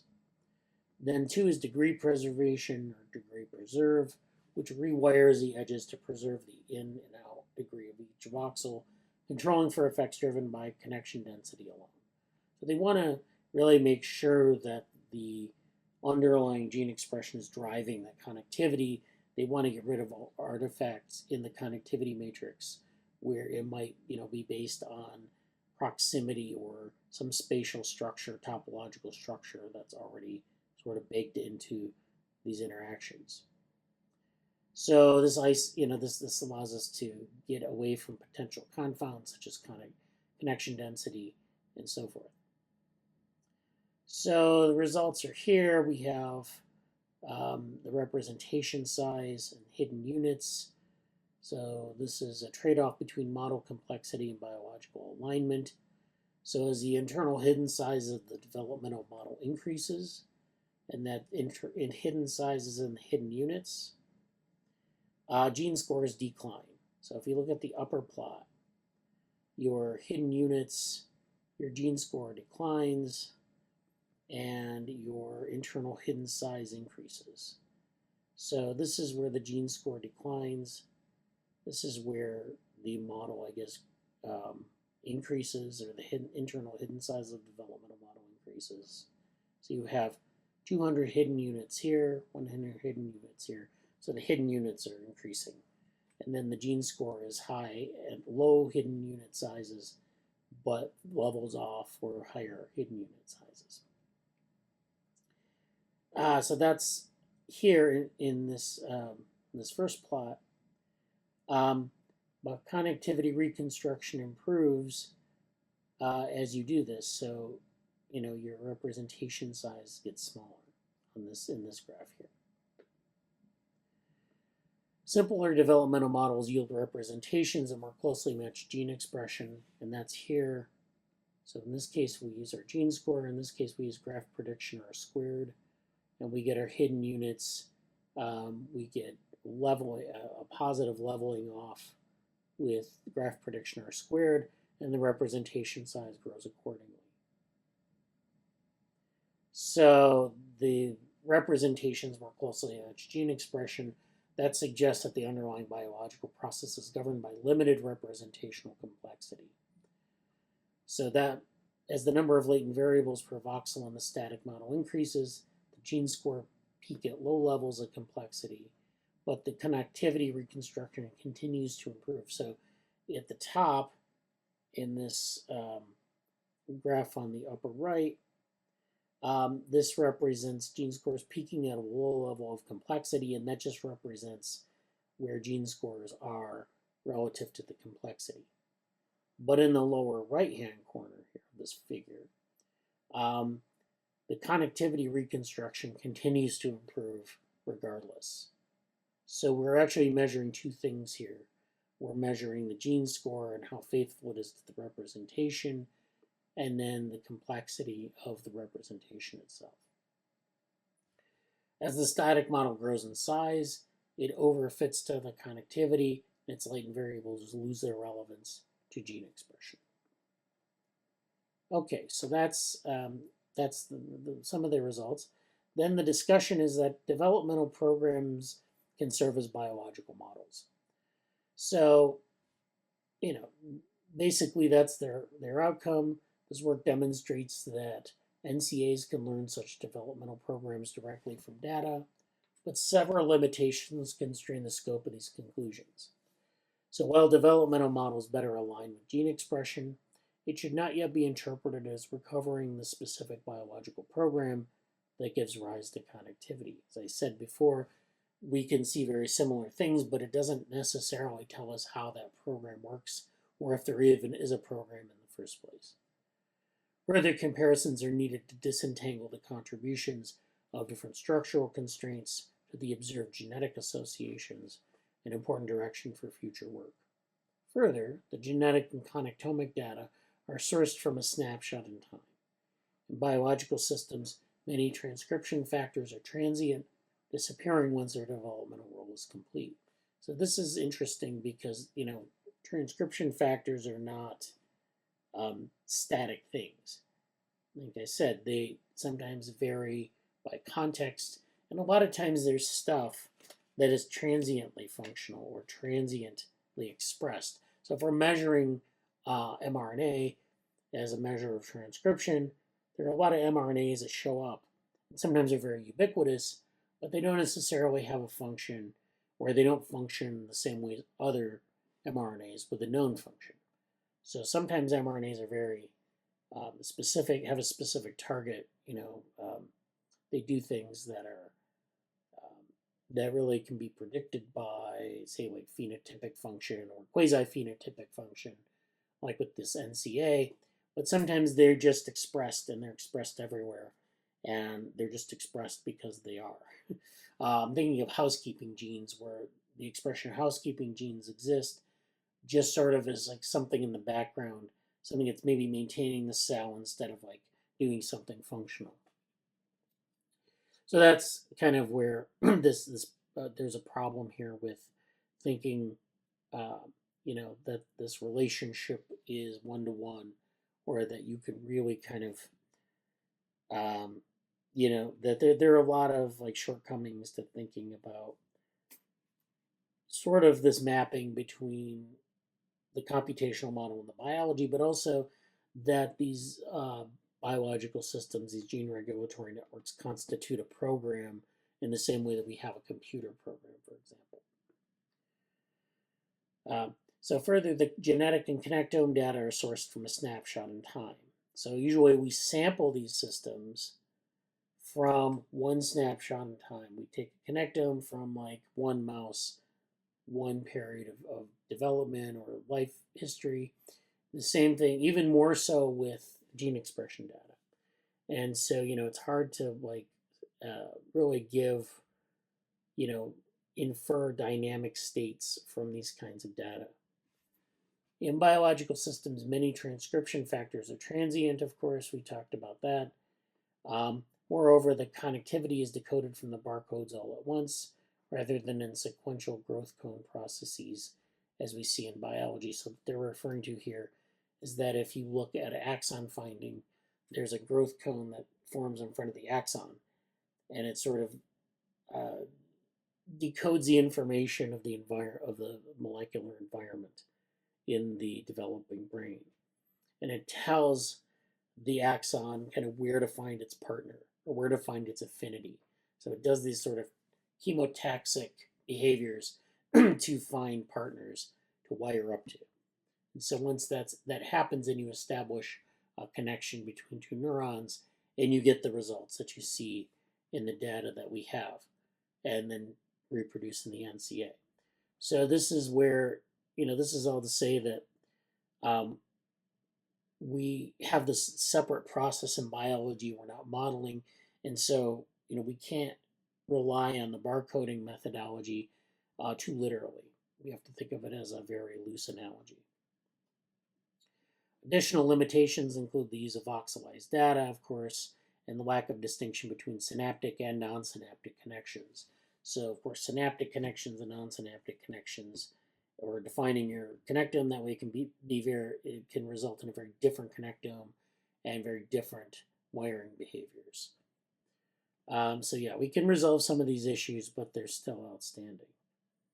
And so thinking about high resolution microscopy as maybe a solution to finding synapse level connectomes, we can go to small model organisms such as Drosophila, where we can use this sort of method to find, relatively large, for small organisms, we can find relatively large connectomes and analyze those. So, in the Microns project, they've been extending the methods that have been working this out in Drosophila to mammalian tissues, and trying to reconstruct cubic millimeters of mouse cortex, and in different regions of the neocortex, and trying to build really informative connectomes from that.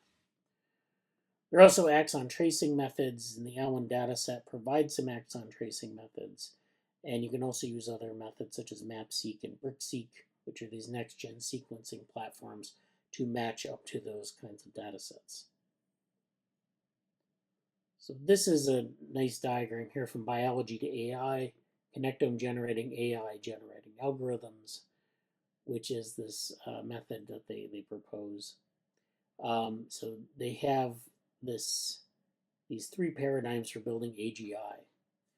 So the cognitive approach, which is at the top, constructs intelligent systems by assembling cognitive modules, which you see here as sort of these puzzle pieces that lock together, but suffers from a limited understanding of the brain's modular functional architecture.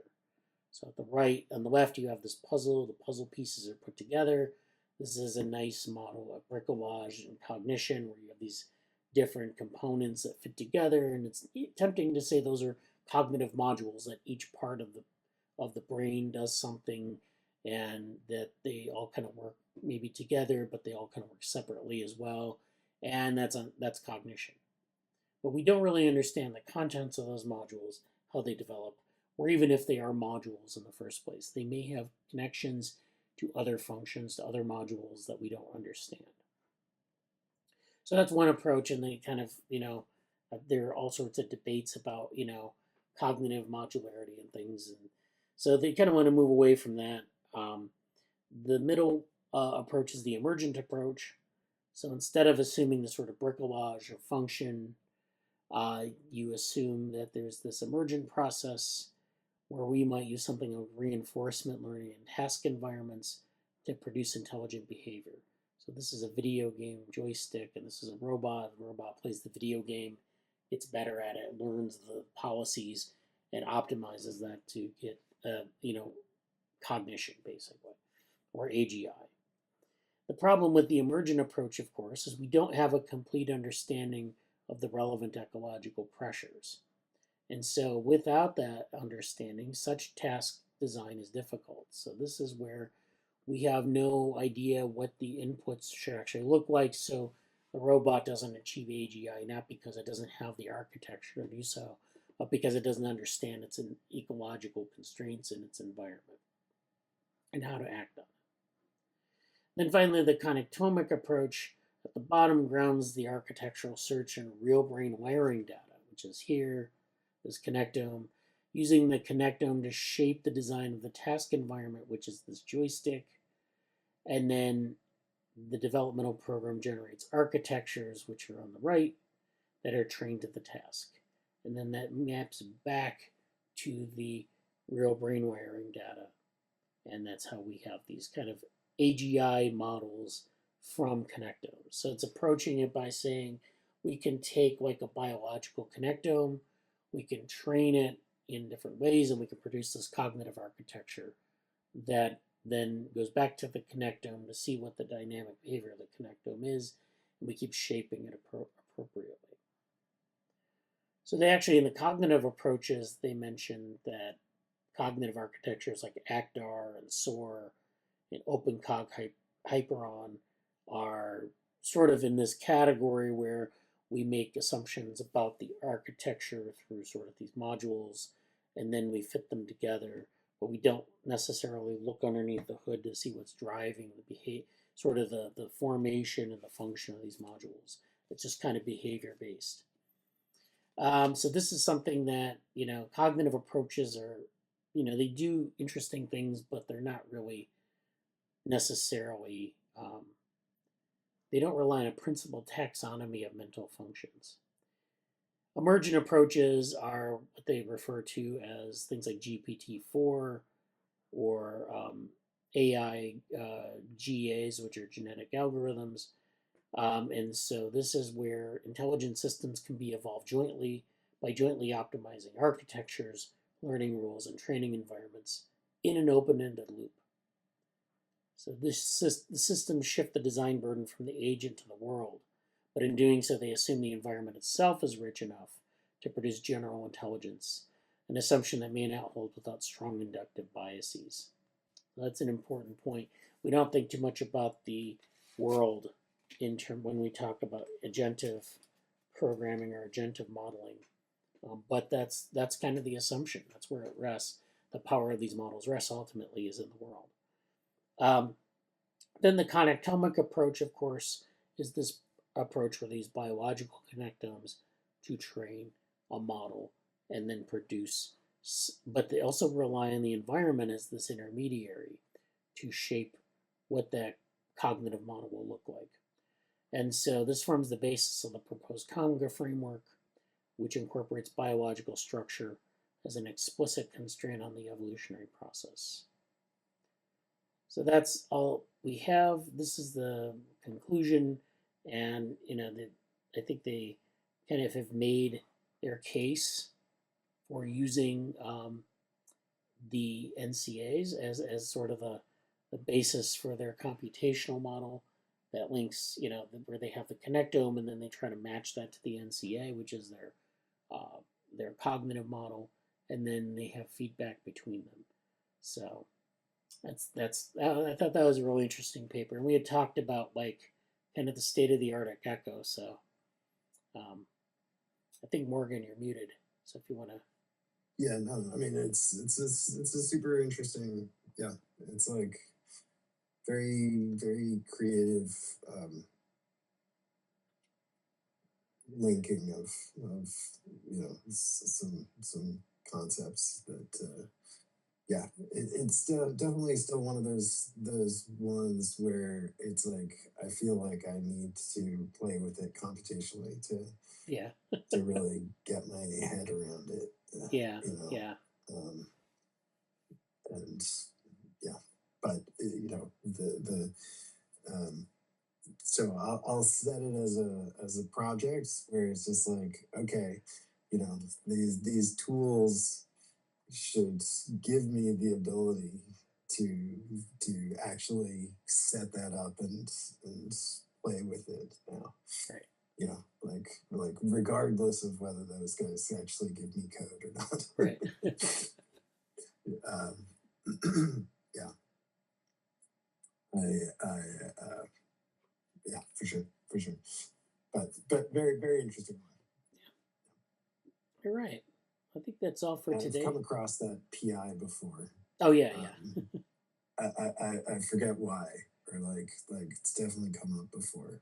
Oh, Risto? But, yeah. Yeah, he's been working on this for a while, stuff like neuroevolution and other types of approaches like that. So that's, of course, a subset of evolutionary programming where they're trying to use neural networks to guide sort of, or using evolutionary algorithms and neural networks to guide search and things like that. I think it came, you know, when my wife was doing, you know, her master's with Richard Watson. Oh yeah. And you know, and it was very like so deep dives with like Jeff Clune and you know, Ken Stanley, those kinds of researchers, you know, like, but you do see that at GECCO, you know. I mean, cool.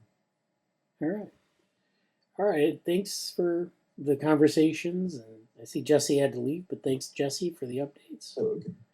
And talk to you next week. Yeah. Take care. Take care. Bye. Bye.